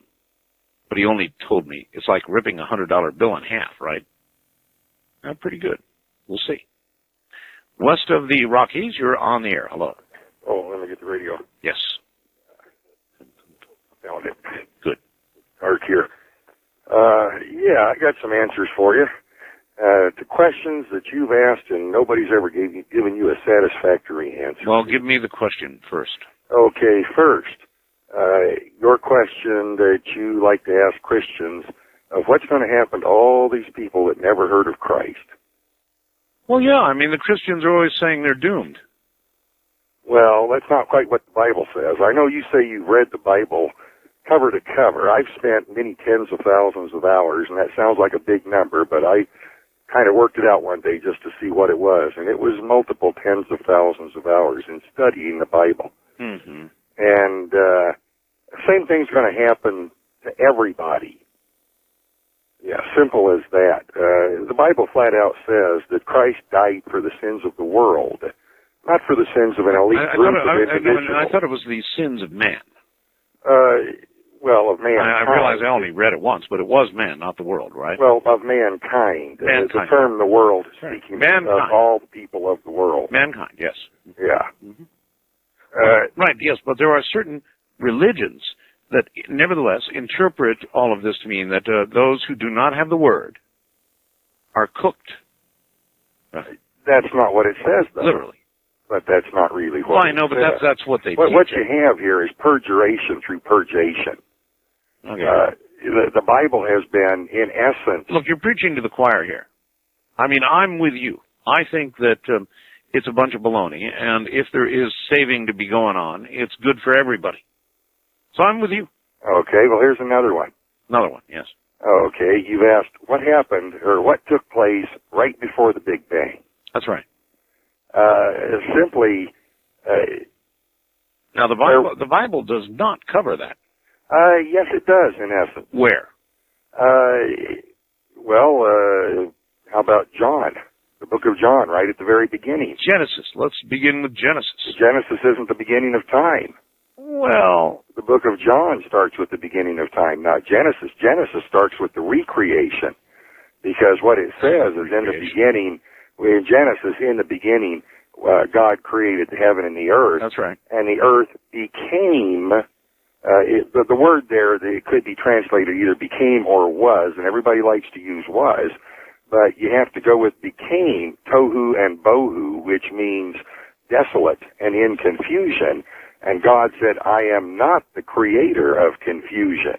Therefore, you have to, since he did not create confusion, you have to go with the translation of the word that it became desolate. All right, but where do you find a description of what was prior to the creation of all that is? The book of John. And what does it say in there that?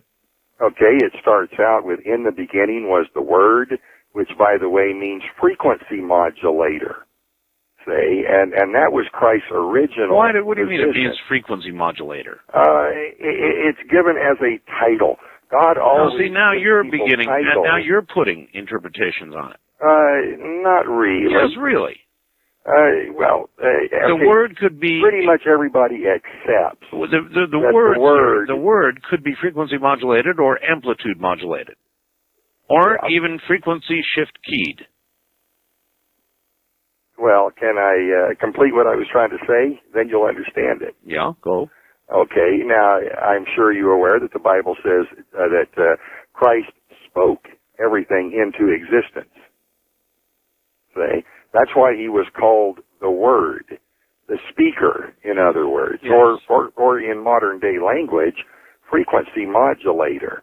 And that was his function in the very beginning. No, I don't see where you get frequency modulator. You're making that part up. I'm making it up. Well, I'm trying to put it into an understandable... Well, that's okay. Well, I appreciate your call, but sorry. When you say it is clearly defined what existed prior to the Big Bang, and you say the word, then, well, okay. But when you add frequency modulated, then, you're going past the point where I would be willing to accept that you're just reading something to me that describes what was prior to everything. Frequency modulation. Wildcard line, you're on the air. Hello. Yeah, let me extinguish the radio here. All right. Good morning, Art. Good morning, sir. John from El Segundo, which is just south of the LA International Airport, listening to you on Kogo. Yes, sir. I'm wondering what you think. You think people are going to be smart enough this coming election to maybe figure that the Republicans and Democrats are just different versions of the same thing, and maybe no, yeah, no, because not a chance. I think there's enough organizations like Gun Owners of America, Gun Owners of California that are just so tired of being having people just take the rights and freedoms away. Well, how do you think that's happening? It's happening because they are the minority, not the majority. Yeah. The significant minority, as a matter of fact. We've been talking tonight about, for example, Colt. Now, Colt is like the oldest name in guns, probably in the world. Well, maybe not the world, but certainly this country, Colt. And they're going to stop manufacturing an awful lot of what they've been manufacturing. The gun that won the West is going to stop, the .45 caliber automatic, which has been the stable of military men for I don't know how long now. All of that going to stop. Well, it just seems like a heck of a shame that people want to give up this fight, because I think there's still a chance of winning it, but maybe I'm just a little Don Quixote. I don't think in the long term. I think in the long term it is going to be lost. But fortunately, that will really be after you and I are gone. Well, I remember it was 10 years or so back, in California we had a thing called Proposition 15, and they were trying to take away Second Amendment freedoms, and they tagged something else on there that really ticked off a bunch of motorcycle people, and enough people got upset about it, and they actually kept it from going through. Now, the thing about propositions in California is that they are proposed, they are voted on, frequently voted for, and then they immediately go to the courts where the will of the people is immediately struck down. Well, I've heard that from a lot of people too that don't vote because they say, hey, I voted for this and I voted for that. Well, do you blame them for getting ticked off? They vote for something, it wins, and then the courts throw it out. Now, what form of representative democracy is that? Well, you tell me. Kind of sad. Maybe people should be looking more towards the Libertarian or the Jesse Ventura or something like that. I know, but they won't. They'll do the same old thing. You want to bet dollars to donuts, it's going to be Gore or Bush. Probably Bush.